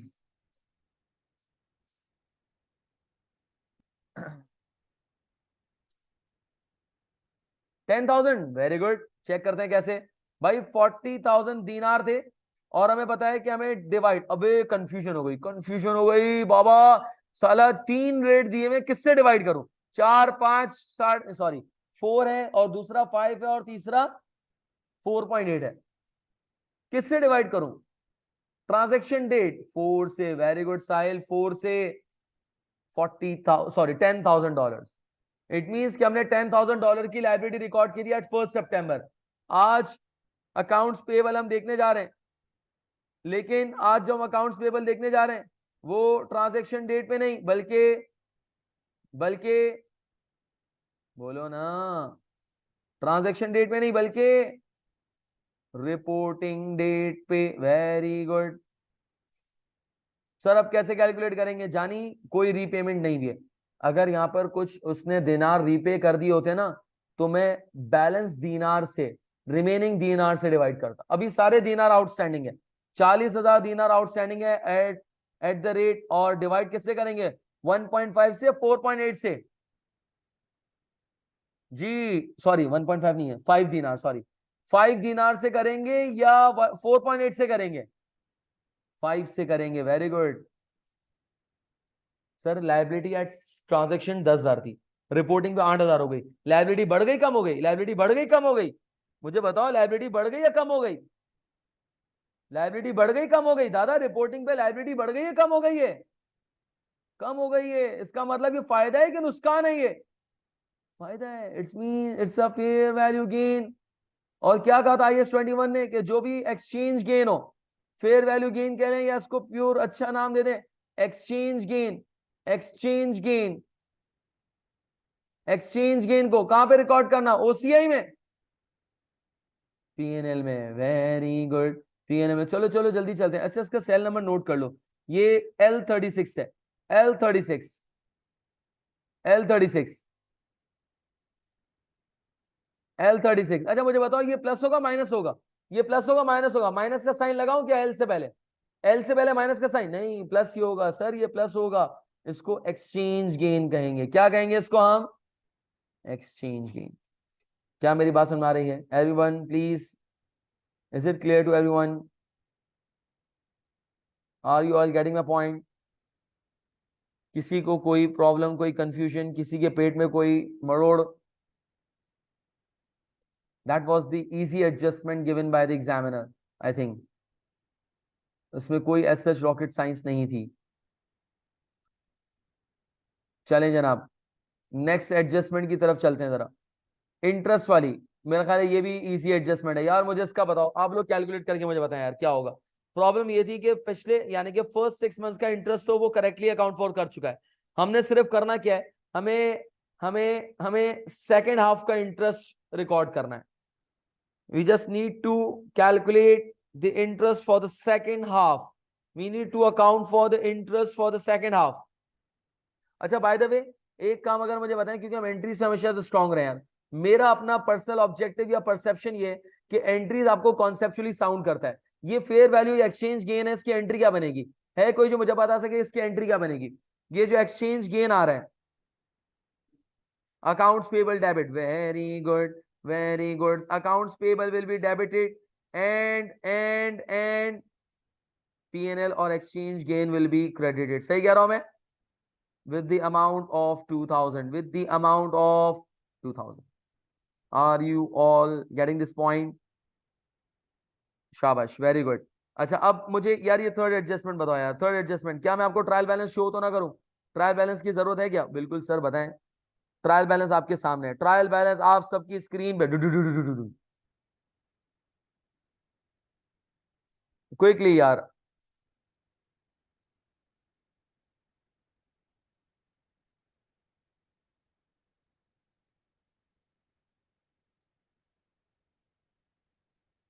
यार रोमान, एंट्री एक्सेल पे शो ना करना। एक्सेल में बनाने में थोड़ा टाइम लगता है, रफ पेपर पे बना लेना। Roman, entries are not required by the examiner. Examiner आपसे एंट्री रिक्वायर नहीं करता, एग्जामिनर की रिक्वायरमेंट नहीं है। बट हम जब भी एंट्री बनाते, चाहे वो कंसोलिडेशन हो या पीएनएल हो, that is only for convenience, so that you don't forget, so that it's quite easy for you to understand कि इसका इंपैक्ट कहां कहां पे जा रहा है। Roman, are you getting my point? तो आपको रफ शीट दी जाएगी, you can make all those entries in rough sheet. मैं अभी एक्सेल पे क्यों बना रहा हूं? क्योंकि मैं तुझे अपनी रफ शीट नहीं दिखा सकूंगा। रोमान, जज्बात समझ। तुझे रफ शीट कैसे दिखाऊं मैं फिर? इसलिए मैं यहाँ पे बना रहा हूं तेरे सामने, ताकि तुझे नजर आए, क्योंकि तू तो आया नहीं। I am getting, wow man, English. खैर, चले आए, जरा मुझे बताएं। कुछ लोगों ने आंसर दिया, वेरी गुड, माशाल्लाह, very good, very happy to see this one. Interest को कैलकुलेट करना है, लेकिन कौन सा interest sir? Interest for second half. सही कह रहा हूं मैं? Interest for second half, why not for the first half? Because it's already been recorded. By the way, loan का अमाउंट कितना है हमारे पास? लोन का अमाउंट है दैट इज 30,000, और multiply by interest rate is 7%, and we need to calculate the interest for only 6 months. सही कह रहा हूं? 1050. Let's make an entry for this one. Interest expense debit. सही कह रहा हूं? और interest payable credit. So why payable? बाबा, ये इंटरेस्ट 1 जनवरी को पे करेगा। सही कह रहा हूं? क्वेश्चन में लिखा हुआ है this interest will be paid on 1st of January 2006। Sir आप झूठे हैं। अबे यार, तो तुझे मेरे पर यकीन ही नहीं होता। ये लिखा हुआ payment due on 1st January 2000, दिख रहा है सबको? तो उसका मतलब ईयर एंड पे ये मेरा पेएबल है। क्या मेरी बात समझ में आ रही है? सर उसको जाए और फौरन तुरंत जाके हम इसको रिकॉर्ड कर लेते, जल्दी से जल्दी से। इसका सेल नंबर नोट कर लो, ये L43 में आ रहा है, L43 में आ रहा है। सही कह रहा हूं मैं? L43 में आ रहा है। ओए, ये क्या हो गया? L43 में आ रहा है इंटरेस्ट एक्सपेंस। सही कह रहा हूं? और उसको माइनस करेंगे, प्लस करेंगे। L43 1050। जी, यहां तक क्लियर है सबको? लास्ट एडजस्टमेंट हमारे पास आ रही है इनकम टैक्स की, सॉरी, सेकंड लास्ट एडजस्टमेंट हमारे पास आ रही है इनकम टैक्स की। इनकम टैक्स की एडजस्टमेंट हमारे पास आ रही है। इनकम टैक्स की adjustment, working for, quickly, working for income tax. और हमें पता है जब भी हम इनकम टैक्स कैलकुलेट करते हैं, तो इनकम टैक्स के अंदर 3 तरह के टैक्सेस होते हैं। कौन कौन से? कौन कौन से? करंट टैक्स, करंट टैक्स और प्रायर टैक्स, गुड, और डेफर टैक्स। ऐसा ही है। Current tax straight away given है। कितना है करंट टैक्स? कितना गिवन है? 30,000। प्रायर टैक्स अंडर प्रोविजन दिया हुआ था। सही कह रहा हूं मैं? कितना था अंडर प्रोविजन? भूल गया मैं, कितना था? ये रहा 2500। और ये टैक्स एक्सपेंस को बढ़ा देगा। Sir what about defer tax? Sir कोई टेम्पररी डिफरेंस मुझे नहीं बताया हुए, कोई टेम्पररी। सर वो डेप्रिसिएशन का आ रहा है ना। बाबा, मुझे टैक्स डेप्रिसिएशन नहीं दिया हुआ ना। डेप्रिसिएशन दिया हुआ है, लेकिन मुझे कोई टैक्स डेप्रिसिएशन, कोई टैक्स अलाउंसेस गिवन नहीं है। तो इसका मतलब और कोई मेरे पास यहां पर फिलहाल टेम्पररी डिफरेंस नहीं है। सर एक रिवैल्यूएशन का भी तो है। अरे बाबा, लेकिन रिवैल्यूएशन का जो डेफर्ड टैक्स है वो पीएनएल में चार्ज नहीं होता। क्या मेरी बात समझ में आ रही है?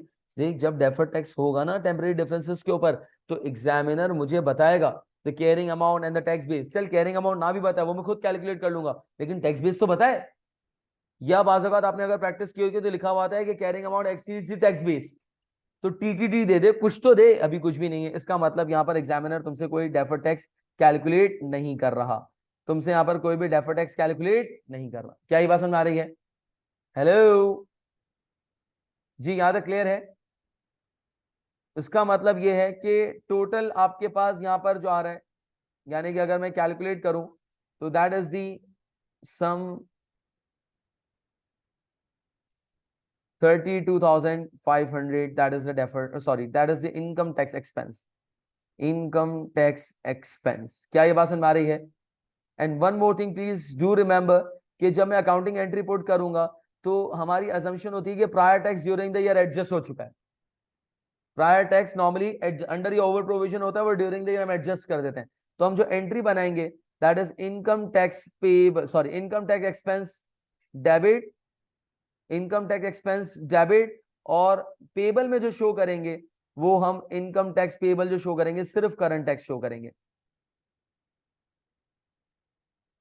यानी कि दैट इज 30,000 ओनली। प्लीज याद रखिएगा कि जब भी हम पेबल की इनकम टैक्स एक्सपेंस के अंदर तो 32,500 आ रहा है, लेकिन जो प्रायर टैक्स है ना वो ड्यूरिंग द ईयर एडजस्ट हो जाता है, वो ड्यूरिंग द ईयर एडजस्ट हो जाता है। जो करंट टैक्स पेबल होता है वो बैलेंस शीट के अंदर ईयर एंड के ऊपर मेरी लाइबिलिटी के अंदर शो होगा, वो मेरा करंट टैक्स पेबल आ रहा होगा।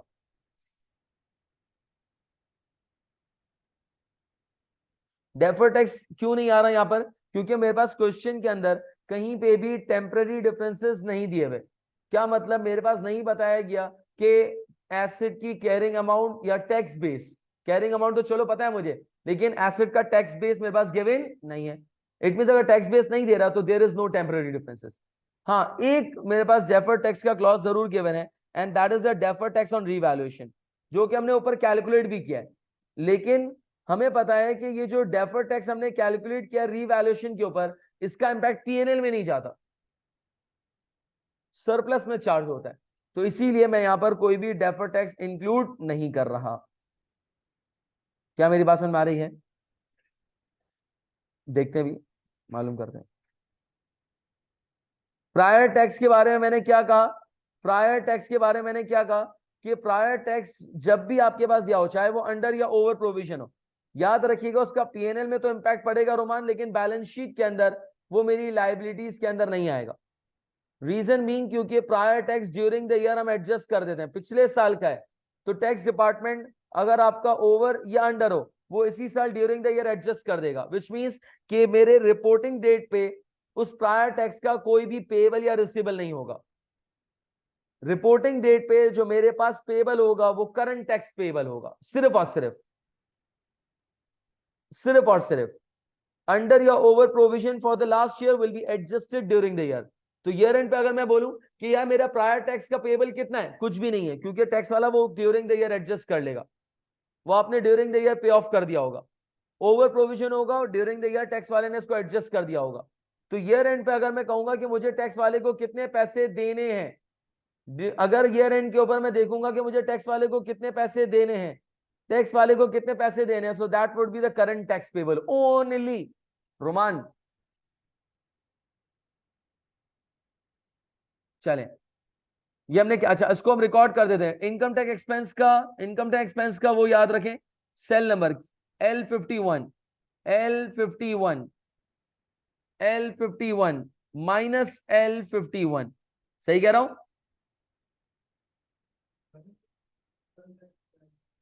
करंट लाइबिलिटी के अंदर इनकम टैक्स एक्सपेंस, ये हमने यहां पे रिकॉर्ड कर दिया। अच्छा, do we have any other adjustment? Yes sir, we have another adjustment. लेकिन उस एडजस्टमेंट के अंदर बड़ी हैरानगी हुई कि राइट शेयर्स इश्यू किए थे, और मैंने एक चीज हाईलाइट भी की हुई है, the right issues was correctly accounted for on 1 सितंबर। मतलब कोई एरर भी नहीं है कि गलत अमाउंट से कर लिया हो कि हम उसकी रेक्टिफिकेशन करें। अब जब रिकॉर्ड कर लिया तो मुझे इसके बारे में अब ज्यादा सोचने की जरूरत नहीं है। आगे चलते हैं जरा, और कोई एडजस्टमेंट नहीं है। So that is the schedule for the adjusted net profit. Let's calculate it the total for this one, और हम इसको अगर एडजस्ट करें, सम करें, तो सम का फॉर्मूला लगाया और हमारे पास ये आ रहा है 95080, that is the adjusted net profit. Please यहां तक अगर कोई कंफ्यूजन है तो बताएं जरा, यहां तक किसी का कोई प्रॉब्लम हो तो प्लीज बताएं जरा।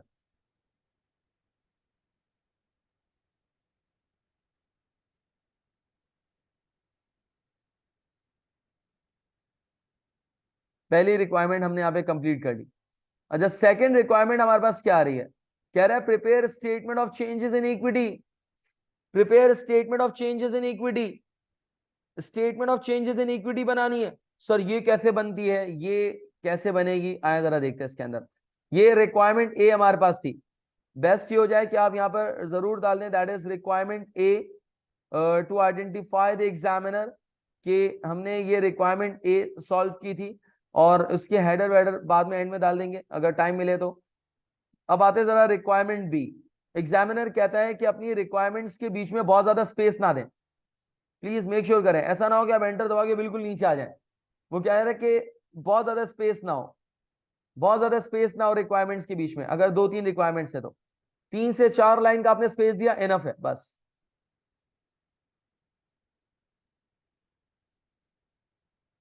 Requirement B. अच्छा, रिक्वायरमेंट बी के अंदर करना क्या है? सर रिक्वायरमेंट बी के अंदर हमें statement of changes in equity, इसको सोशी भी कहा जाता है, statement of changes in equity बनानी है। सर ये कैसे बनेगी?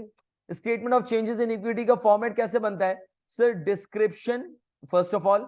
अच्छा, इसके बाद कुछ कॉलम्स आते हैं, बट ये कॉलम्स डिपेंड करते हैं क्वेश्चन के डेटा के ऊपर। याद रहे हम बना रहे चेंजेस इन इक्विटी, इक्विटी के कंपोनेंट्स देखने हैं। ये पहला जो आ रहा है ये लैंड एंड बिल्डिंग है।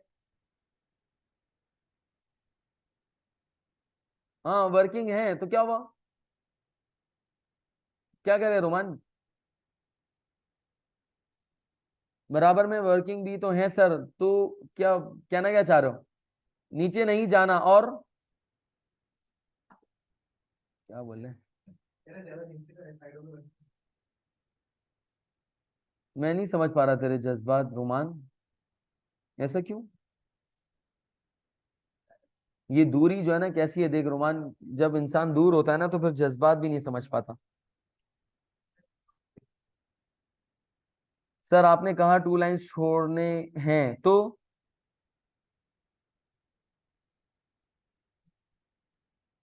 वर्किंग भर लेना साइड में, क्या इशू है?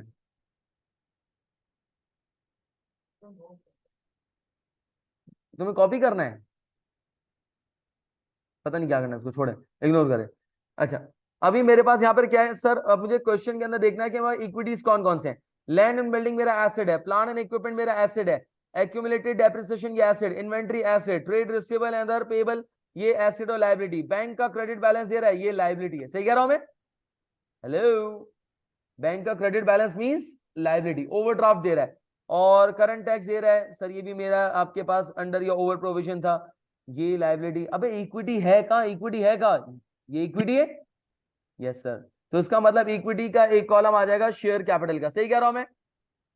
Share capital. Statement of changes in equity के अंदर हम कॉलम्स बनाते हैं, एक शेयर कैपिटल का कॉलम बन जाएगा, दूसरा किसका बनेगा बताओ बताओ? शेयर प्रीमियम का बन जाएगा। Very good, very good. Share premium का कॉलम बन गया, और किसका बनेगा, और किसका बनेगा? रिटेन। रिटेन अर्निंग का। वेरी गुड, रिटेन अर्निंग का, शाबाश। और बताएं? रीवैल्यूएशन सरप्लस का। Very good, very good. Revaluation surplus, revaluation surplus का बन जाएगा। ऐसे ही सर रिवैल्यूएशन सरप्लस तो नहीं दिया हुआ, हमें पता है ना भी ड्यूरिंग द रिवैल्यूएशन भी है, करना पड़ेगा कुछ ना कुछ। खैर, और कोई लाइन आइटम नजर नहीं आ रहा, इसके बाद आ जाएगा टोटल का। क्या ये बात समझ में आ रही है? अच्छा, सबसे पहले बताऊं करते क्या है, हम यहाँ पे लिखते हैं ओपनिंग बैलेंसेस। क्या लिखते हैं हम? बैलेंसेस एट 31 दिसंबर। इसके लिखने का तरीका यूं होता है, लास्ट ईयर का एंडिंग लिखते हैं 31 दिसंबर 20x4। सही कह रहा हूं मैं? यानी कि 2004 का या 14 का जो क्लोजिंग है वो 2015 का ओपनिंग होगा। हम यहाँ पे ओपनिंग बैलेंसेस लिखते हैं, फिर ड्यूरिंग द ईयर जो भी एडजस्टमेंट्स होती है वो हम इसके अंदर अकाउंट फॉर कर देते हैं। दादा एक प्रॉब्लम हो गई, प्रॉब्लम हो गई, मुझे बताओ प्रॉब्लम क्या है?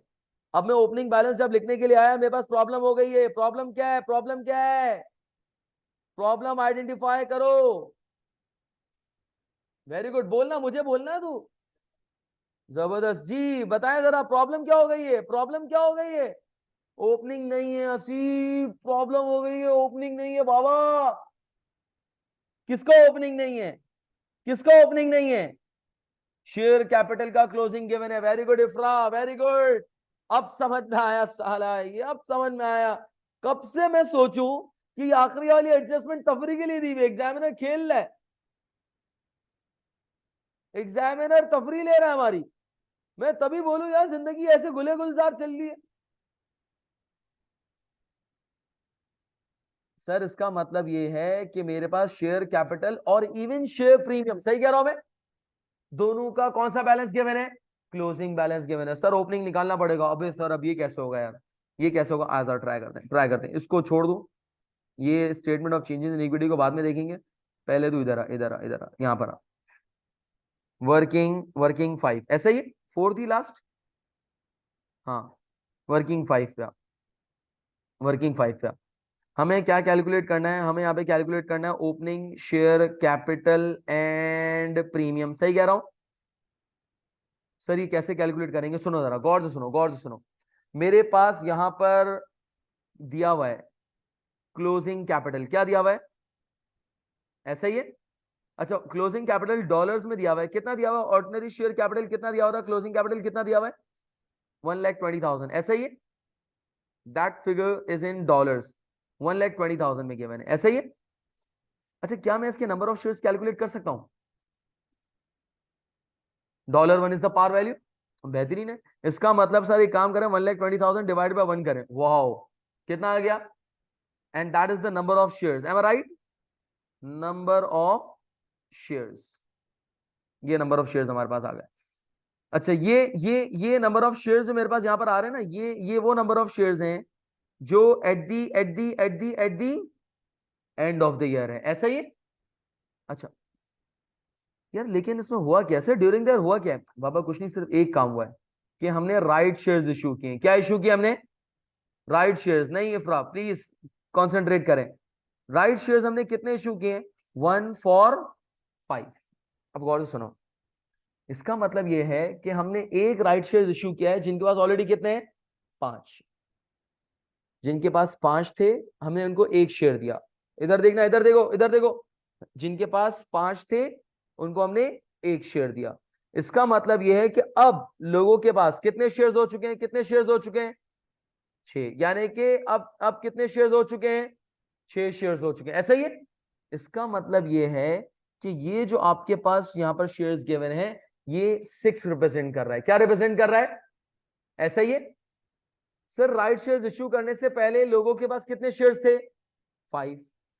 विच मीन्स के अगर मैं यहां पर देखूं कि 1,20,000 रिप्रेजेंटिंग द 6, सही कह रहा हूं मैं? क्या रिप्रेजेंट कर रहा है? And we need before the issuance of right shares, we need before the issuance of right shares multiply by required का रेशियो डिवाइडेड बाय गिवन का रेशियो। हमें क्या चाहिए? हमें क्या चाहिए? हमें क्या चाहिए? हमें 5 चाहिए, सही कह रहा हूं मैं? हमें क्या चाहिए? 5। और हमारे पास यहां पर जो गिवन है, दैट इज गिवन, वो क्या रिप्रेजेंट कर रहा है? वो क्या रिप्रेजेंट कर रहा है? 6। सही कह रहा हूं मैं? सही कह रहा हूं? तो multiply by 5 and divided by 6।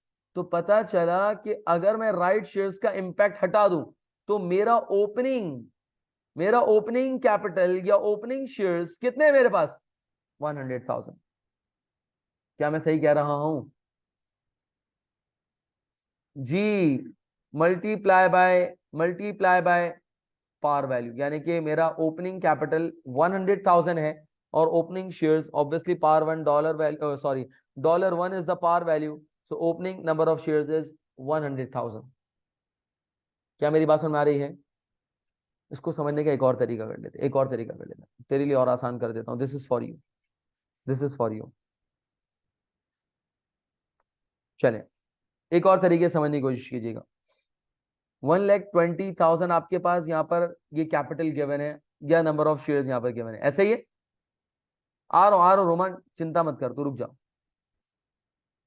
मेरे पास राइट शेयर्स जो इशू किए 1 for 5 के, कितने किए? अच्छा 1 डिवाइड बाय 5 कर जरा, 1 डिवाइड बाय 5 कर जरा, कितना आ रहा? 1 डिवाइड बाय 5 कर जरा,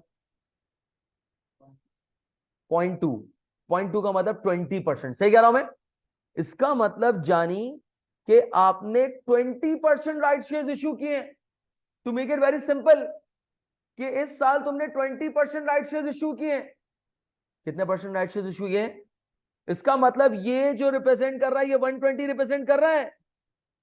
बताना यार, सही कह रहा हूं मैं? सुनना यार, क्या सही सही है? ये 120% रिप्रेजेंट कर रहा है। तुझे चाहिए 100%। तुझे क्या चाहिए? तुझे क्या चाहिए? 100%। सर ये कैसे होगा? अरे फिर वही रिक्वायर्ड डिवाइड बाय गिवन का फॉर्मूला। 1,20,000 1,20,000 1,20,000 मल्टीप्लाई बाय, मुझे क्या चाहिए? 100। दिया हुआ क्या है?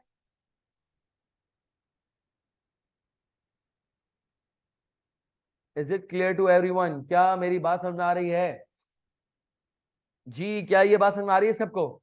इसका मतलब ये है जादुई फॉर्मूला, बिल्कुल।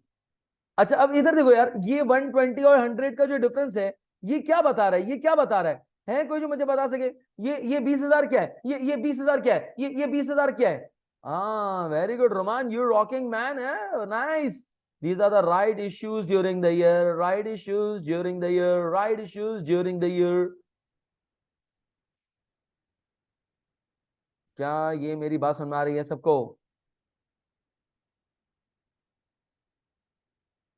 सर अब करें क्या, एक काम करते हैं ना, ये जो राइट इश्यूज किए ना, इसकी एंट्री बना लेते हैं। इसकी एंट्री क्या बनती है, अगर आपको याद हो? राइट इश्यूज हम इश्यू करते हैं तो bank debit, share premium credit, याद आ रहा है? Share premium credit, share premium credit, और शेयर कैपिटल, और शेयर कैपिटल क्रेडिट, ऐसा ही है। Bank will be debited bye, कितने से डेबिट होगा? कितने के राइट इश्यूज इश्यू किए? 20,000 multiply by market value 1 point, Roman समझ में आ रहा है? 1.25 क्या है ये? That is the market value जिस पे हमने राइट शेयर इश्यू किए हैं। Share capital will always be credited at the, share capital will always be credited at the par value, that is 20,000, and the difference will be recorded as a, difference will be recorded as a premium। सही कह रहा हूं मैं? तो इसका मतलब ये entry, और याद रखना ये एंट्री ऑलरेडी वो बना चुका है, एग्जामिनर बना चुका है। उसने क्या कहा? भाई मैंने ये एंट्री बना ली है, ये एंट्री ऑलरेडी अकाउंटेड फॉर है। समझ रहे हो मैं क्या कह रहा हूं? ये एंट्री ऑलरेडी अकाउंटेड फॉर है।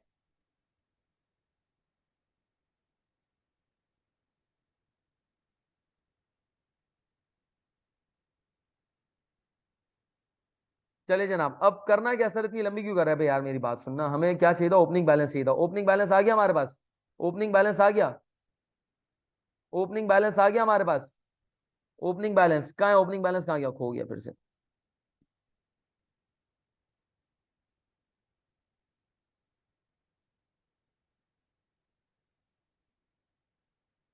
कहाँ गया ओपनिंग बैलेंस? ये रहा, ये रहा, ये रहा, ये रहा। ओपनिंग बैलेंस कितना है? Opening opening opening opening capital कितना है? 100,000, ऐसे ही है।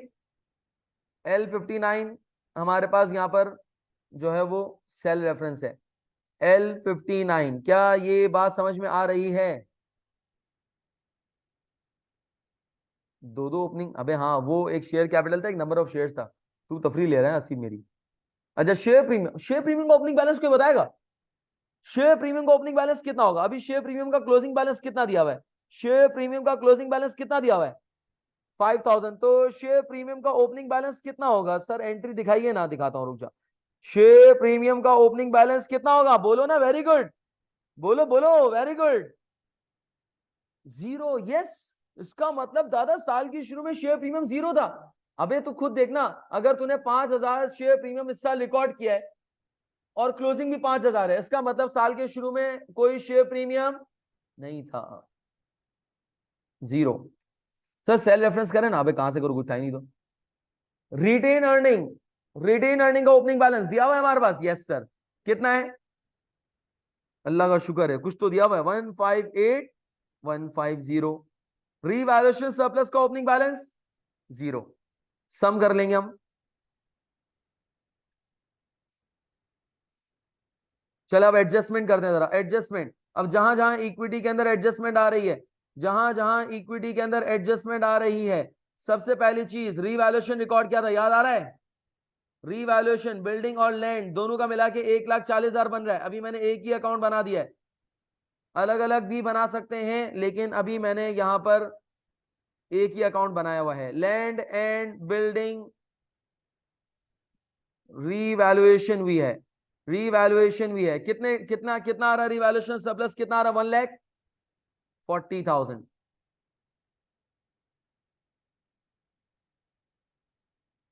110 प्लस 30। चले, और कोई एडजस्टमेंट नजर आ रही है? देखें जरा, और कोई एडजस्टमेंट नजर आ रही है? देखें जरा, एक मिनट। हाँ, क्या कह रहे हैं, क्या कह रहे हैं?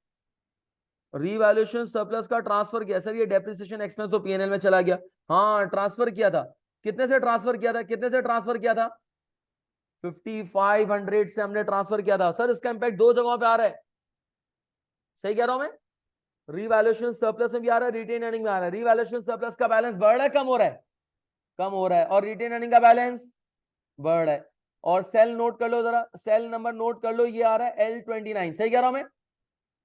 L29, L29 पहले रिवैल्यूएशन सरप्लस में आते हैं जरा, -L29, सही कर रहा हूं मैं? और यहां पर होगा +L29, सही कह रहा हूं मैं? सही कह रहा हूं। Transfer of excess depreciation. और कोई एडजस्टमेंट तो नहीं थी? देखो जरा सर, ये डेफर टैक्स का भी तो था, देखो, है ना? सर ये डेफर टैक्स का जो रिवैल्यूएशन था, सॉरी रिवैल्यूएशन के वो जो डेफर टैक्स था, ये भी तो हमने ट्रांसफर किया है, और उसको हमने रिवैल्यूएशन सरप्लस अकाउंट में चार्ज किया है। रिवैल्यूएशन सरप्लस अकाउंट में चार्ज किया, सही कह रहा हूं मैं? तो उसका मतलब ये O21, O21, O21, O21, और रिवैल्यूएशन सरप्लस का अकाउंट बढ़ेगा, कम हो जाएगा? -O21। क्या ये बात समझ में आ रही है? ये क्या है? Revaluation surplus, DTL, defer tax on, defer tax on revaluation surplus. क्या मेरी बात समझ में आ रही है जी? और कोई चीज इसके अंदर? बिल्कुल, वो भी आएगा इसके अंदर, लेकिन इसके अलावा एक और चीज, एक और चीज, एक और चीज, और कोई देख लें जरा, एक और चीज देख लें। सर ये जो एक्सचेंज गेन और लॉस था, ये इक्विटी में कहीं हिट नहीं कर रहा, ऐसे ही इंटरेस्ट भी कहीं हिट नहीं कर रहा, और ये जो इनकम टैक्स है ये भी कहीं इक्विटी के अंदर हिट नहीं कर रहा, लाइबिलिटी को हिट कर रहा है सर। और ओ, ये तो देखो सर, ये तो ऑलरेडी रिकॉर्डेड है ना। अरे बाबा, ऑलरेडी रिकॉर्डेड है, लेकिन हमने यहां पर अब स्टार्ट कहां से किया है? स्टार्ट कहां से किया हमने? ओपनिंग बैलेंस से। तो उसका मतलब इसको भी हम ड्यूरिंग द ईयर यहां पे एडजस्ट करेंगे। शेयर प्रीमियम का अकाउंट बढ़ रहा है, सही कह रहा हूं मैं? और शेयर कैपिटल भी बढ़ रहा है। शेयर प्रीमियम का आ रहा है M63 and M64। M63 for share premium,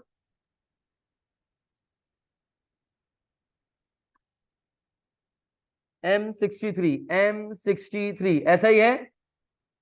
और ऐड करेंगे इसको। और कैपिटल का क्या था? M64। क्या ये बात समझ में आ रही है? ये क्या इश्यू किया हमने? राइट इश्यूज किए हैं।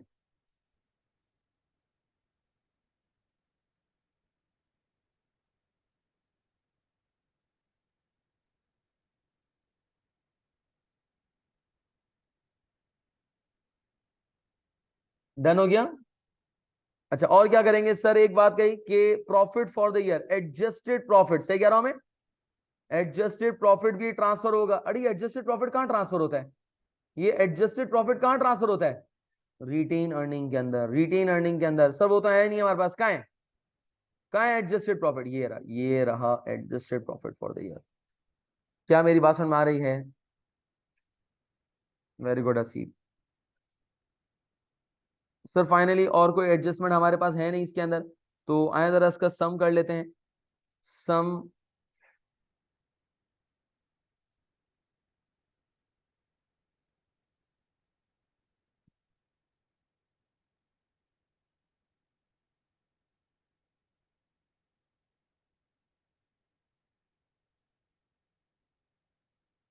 जी यहां तक क्लियर है।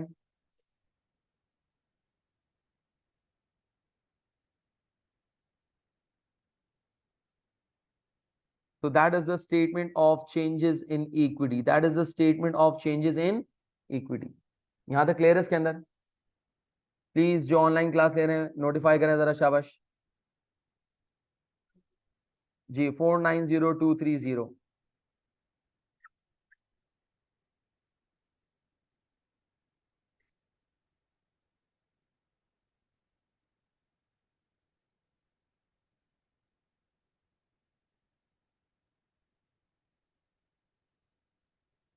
लास्ट रिक्वायरमेंट अब हमें करनी है, that is the balance sheet. Last requirement हमें करनी है, that is the balance sheet.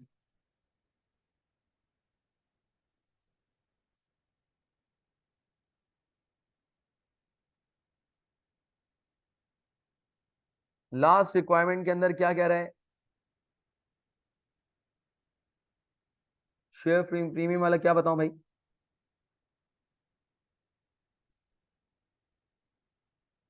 Share premium eight the start of the year 0 था, during the year right shares issue किए जिसकी वजह से शेयर प्रीमियम अराइज हुआ $5,000 का।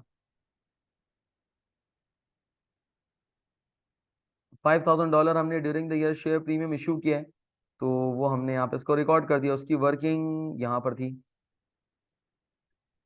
ये रहा $5,000।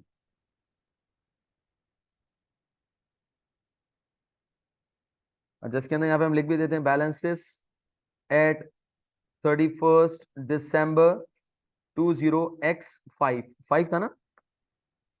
Yes, these are the closing balances.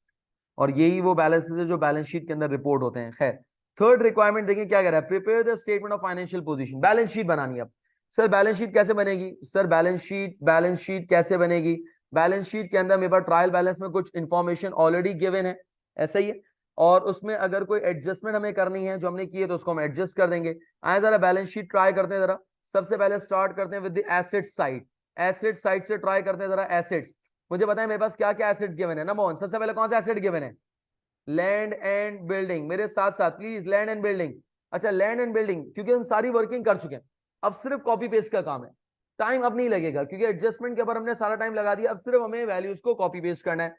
अच्छा, लैंड एंड बिल्डिंग हम ऑब्वियसली रीवैल्यूड अमाउंट के ऊपर लेंगे, ऐसा ही रीवैल्यूड अमाउंट के ऊपर हम लेंगे। लैंड और बिल्डिंग को अलग अलग भी रिकॉर्ड कर सकते हैं अगर करना चाहे तो। लैंड को अलग रिकॉर्ड कर दें, बिल्डिंग को अलग कर दें, बात एक ही है, डजेंट मैटर। आए जरा देखते हैं। अच्छा, लैंड की मार्केट वैल्यू, लैंड की मार्केट वैल्यू कितनी आ गई थी? देखिए जरा, लैंड की रीवैल्यूड अमाउंट, लैंड की revalued amount, this is the revalued amount, ऐसा ही है 80,000, ऐसा ही है 80,000 पे अब लैंड रिकॉर्ड होगी।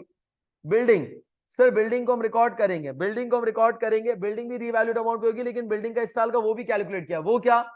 डेप्रिसिएशन। तो मुझे पता है बिल्डिंग की revalued amount, bye the way revalued amount कितनी है? बिल्डिंग की रीवैल्यूड अमाउंट कितनी थी? 1,17,000, ऐसे ही 70,000, सॉरी, ऐसे ही minus accumulate sorry depreciation for the year. सही कह रहा हूं मैं? सही कह रहा हूं? सर क्या वो ट्रायल बैलेंस वाला भी माइनस करेंगे? नहीं, जब हम रीवैल्यू करते हैं तो previous accumulated depreciation right of हो जाता है। तो इट मींस मैं सिर्फ यहां पर जो डेप्रिसिएशन माइनस करूंगा that is for the current year, जो कि कितना आ रहा है? 8,500। क्या ये बात समझ में आ रही है? तो ये बिल्डिंग की बुक वैल्यू आ गई। इसके अलावा प्लांट एंड इक्विपमेंट भी आ रहा है, प्लांट एंड इक्विपमेंट। जल्दी से प्लांट एंड इक्विपमेंट की वैल्यू बताएं जरा, क्या होनी चाहिए? Plant and equipment, plant and equipment. Sir plant and equipment की वैल्यू क्या होनी चाहिए? प्लांट एंड इक्विपमेंट की कॉस्ट में तो कोई रिवैल्यूएशन नहीं हुई। कॉस्ट कितनी थी? 3,20,000। स्ट्रेट अवे ट्रायल बैलेंस का एक्यूमुलेटेड भी माइनस करेंगे। सही कह रहा हूं मैं? 1,112,000 minus depreciation for the current year, depreciation for the current year. Plant and equipment का डेप्रिसिएशन कितना था? कहां गया? प्लांट एंड इक्विपमेंट का डेप्रिसिएशन ये रहा, यही है। सही कह रहा हूं? 1,77,480, ऐसा ही है। चलें आगे। और कौन सा सेट दिया हुआ है ट्रायल बैलेंस में? देखते हैं इन्वेंट्री। इन्वेंट्री डायरेक्टली मेरे पास क्लोजिंग इन्वेंट्री गिवन है, कुछ भी एडजस्टमेंट करने की जरूरत नहीं है, कुछ भी एडजस्टमेंट करने की जरूरत नहीं है, एज इट इज। इन्वेंट्री कितनी, इन्वेंट्री कितनी गिवन है हमारे पास? 115,000, 1,15,000।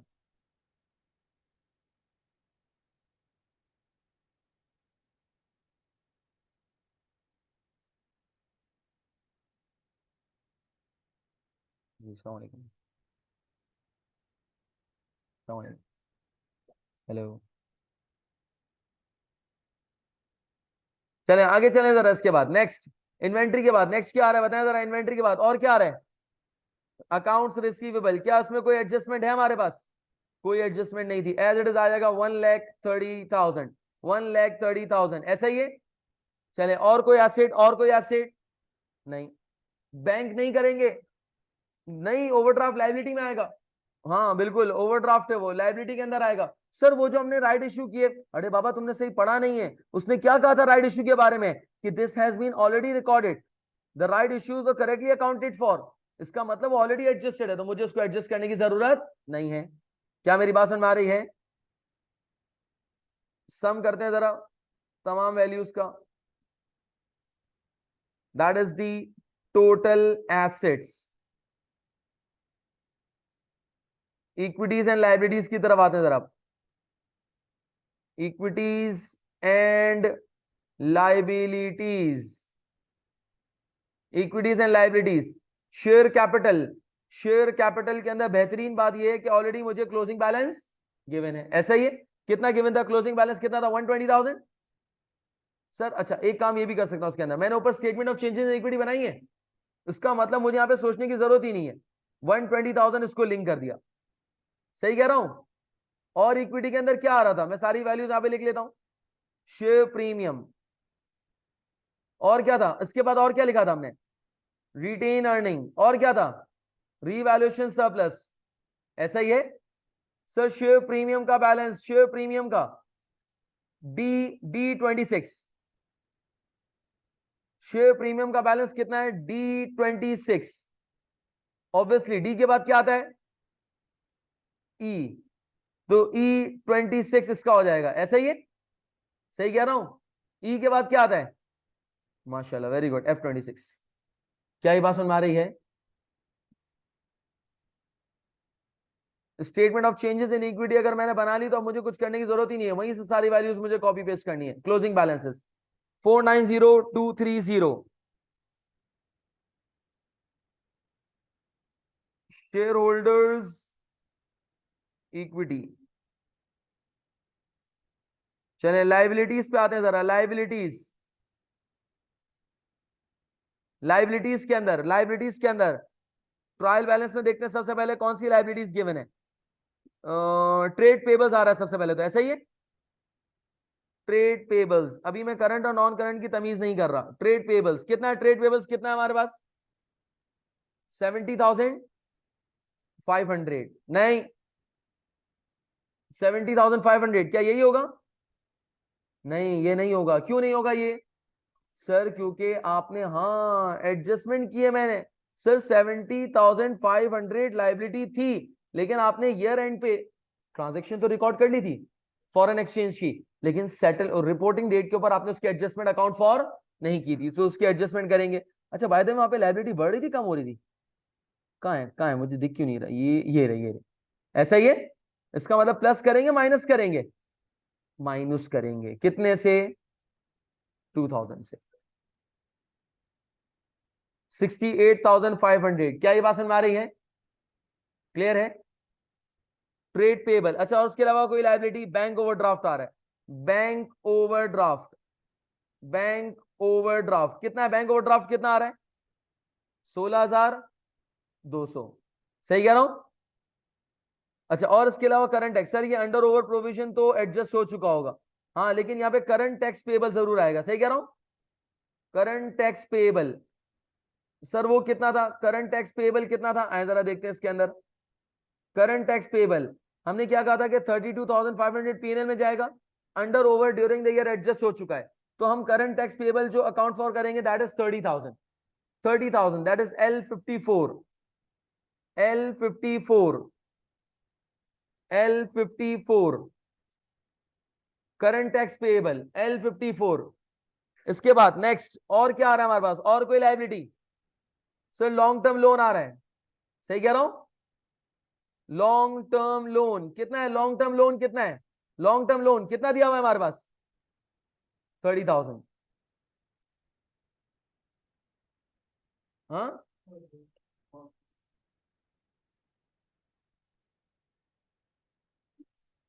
Long term loan 30,000। माइनस करेंगे ना सर 30,000। क्या कह रहे हैं, क्या कह रहे हैं आसिफ, क्या कह रहे हैं? 30,000 माइनस नहीं करेंगे वो। 1050।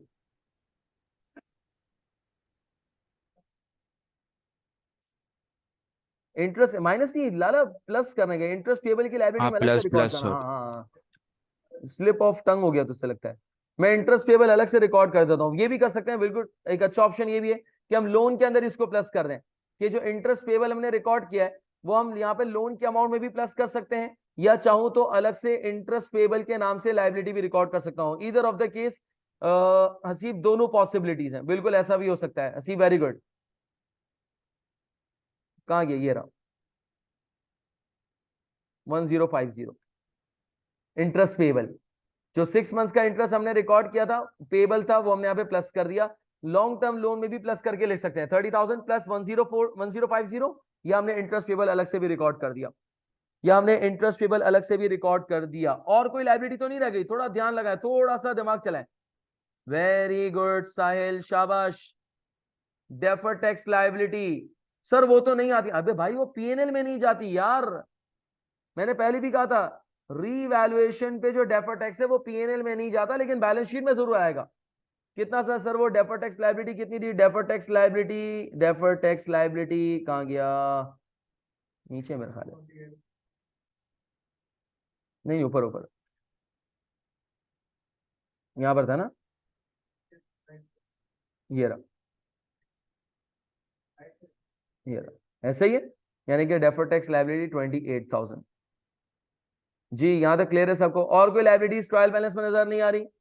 चलें टोटल करते हैं, जरा सम करते हैं, सम करते हैं इसका जरा, सम और लाइबिलिटीज का टोटल कर लेते हैं पहले।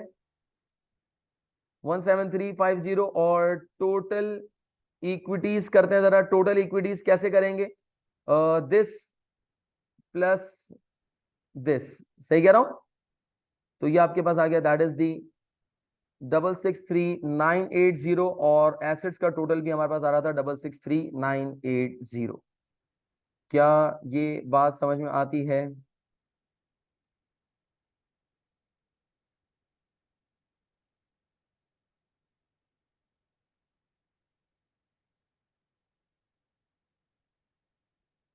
करंट टैक्स पेबल 30,000, 30,000 दे रहे हैं।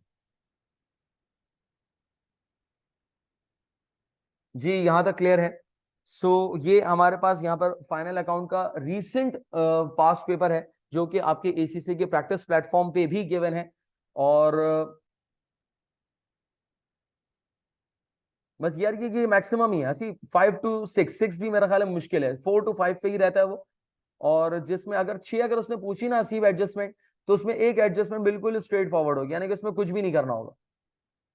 जैसे तूने अगर इसमें देखा हो, इंटरेस्ट की एडजस्टमेंट के अंदर यकीन मान कोई रॉकेट साइंस नहीं थी। टैक्स की एडजस्टमेंट में भी मेरे पास शायद देखा जाए तो कोई ऐसा रॉकेट साइंस नहीं थी। एक एडजस्टमेंट जो मुझे शायद ट्रबल कर रही हो, या एक एडजस्टमेंट जिसे मुझे शायद ज्यादा टाइम लगाओ, that is the property plan and equipment IS 16 की एडजस्टमेंट। आ जाओ। आजा घर खाली है।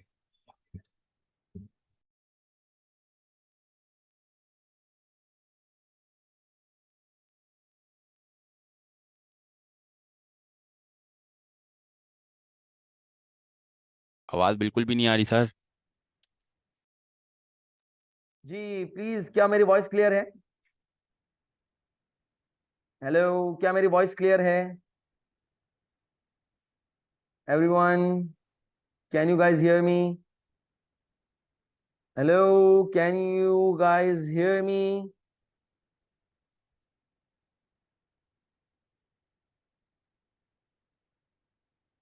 जी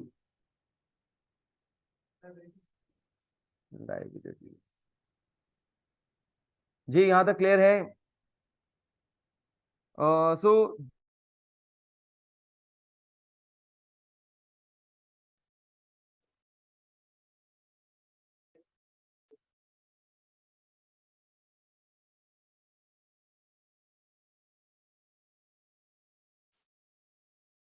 अच्छा जनाब, तो ये हमारे पास यहाँ पर जो है वो फाइनल अकाउंट का क्वेश्चन था एंड आई होप के क्लियर हुआ होगा। एक चीज याद रखिएगा कि it's not that difficult one, it's not that impossible one, but yes practice requires practice, और बहुत ज्यादा प्रैक्टिस रिक्वायर्ड है इसके अंदर। मेक श्योर करें कि जो आपके रिसेंट पास्ट पेपर्स के क्वेश्चंस हैं या जो फाइनल अकाउंट के क्वेश्चंस मैंने आपको बुक के एंड पे नोट डाउन किए हुए हैं, उनको आप एक्सेल पे सॉल्व करने की कोशिश करें।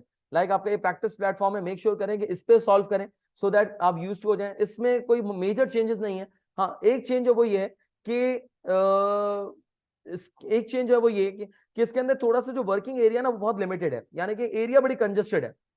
तो एरिया जब कंजेस्टेड है ना तो थोड़ा सा वर्किंग के अंदर आपको हाथ सेट करने में टाइम लगता है, स्क्रॉल डाउन स्क्रॉल अप करने में। तो बट माय पॉइंट इज कि जब आप 3-4 क्वेश्चन उस पर करेंगे ना तो ऑटोमेटिकली आप यूज्ड टू हो जाएंगे।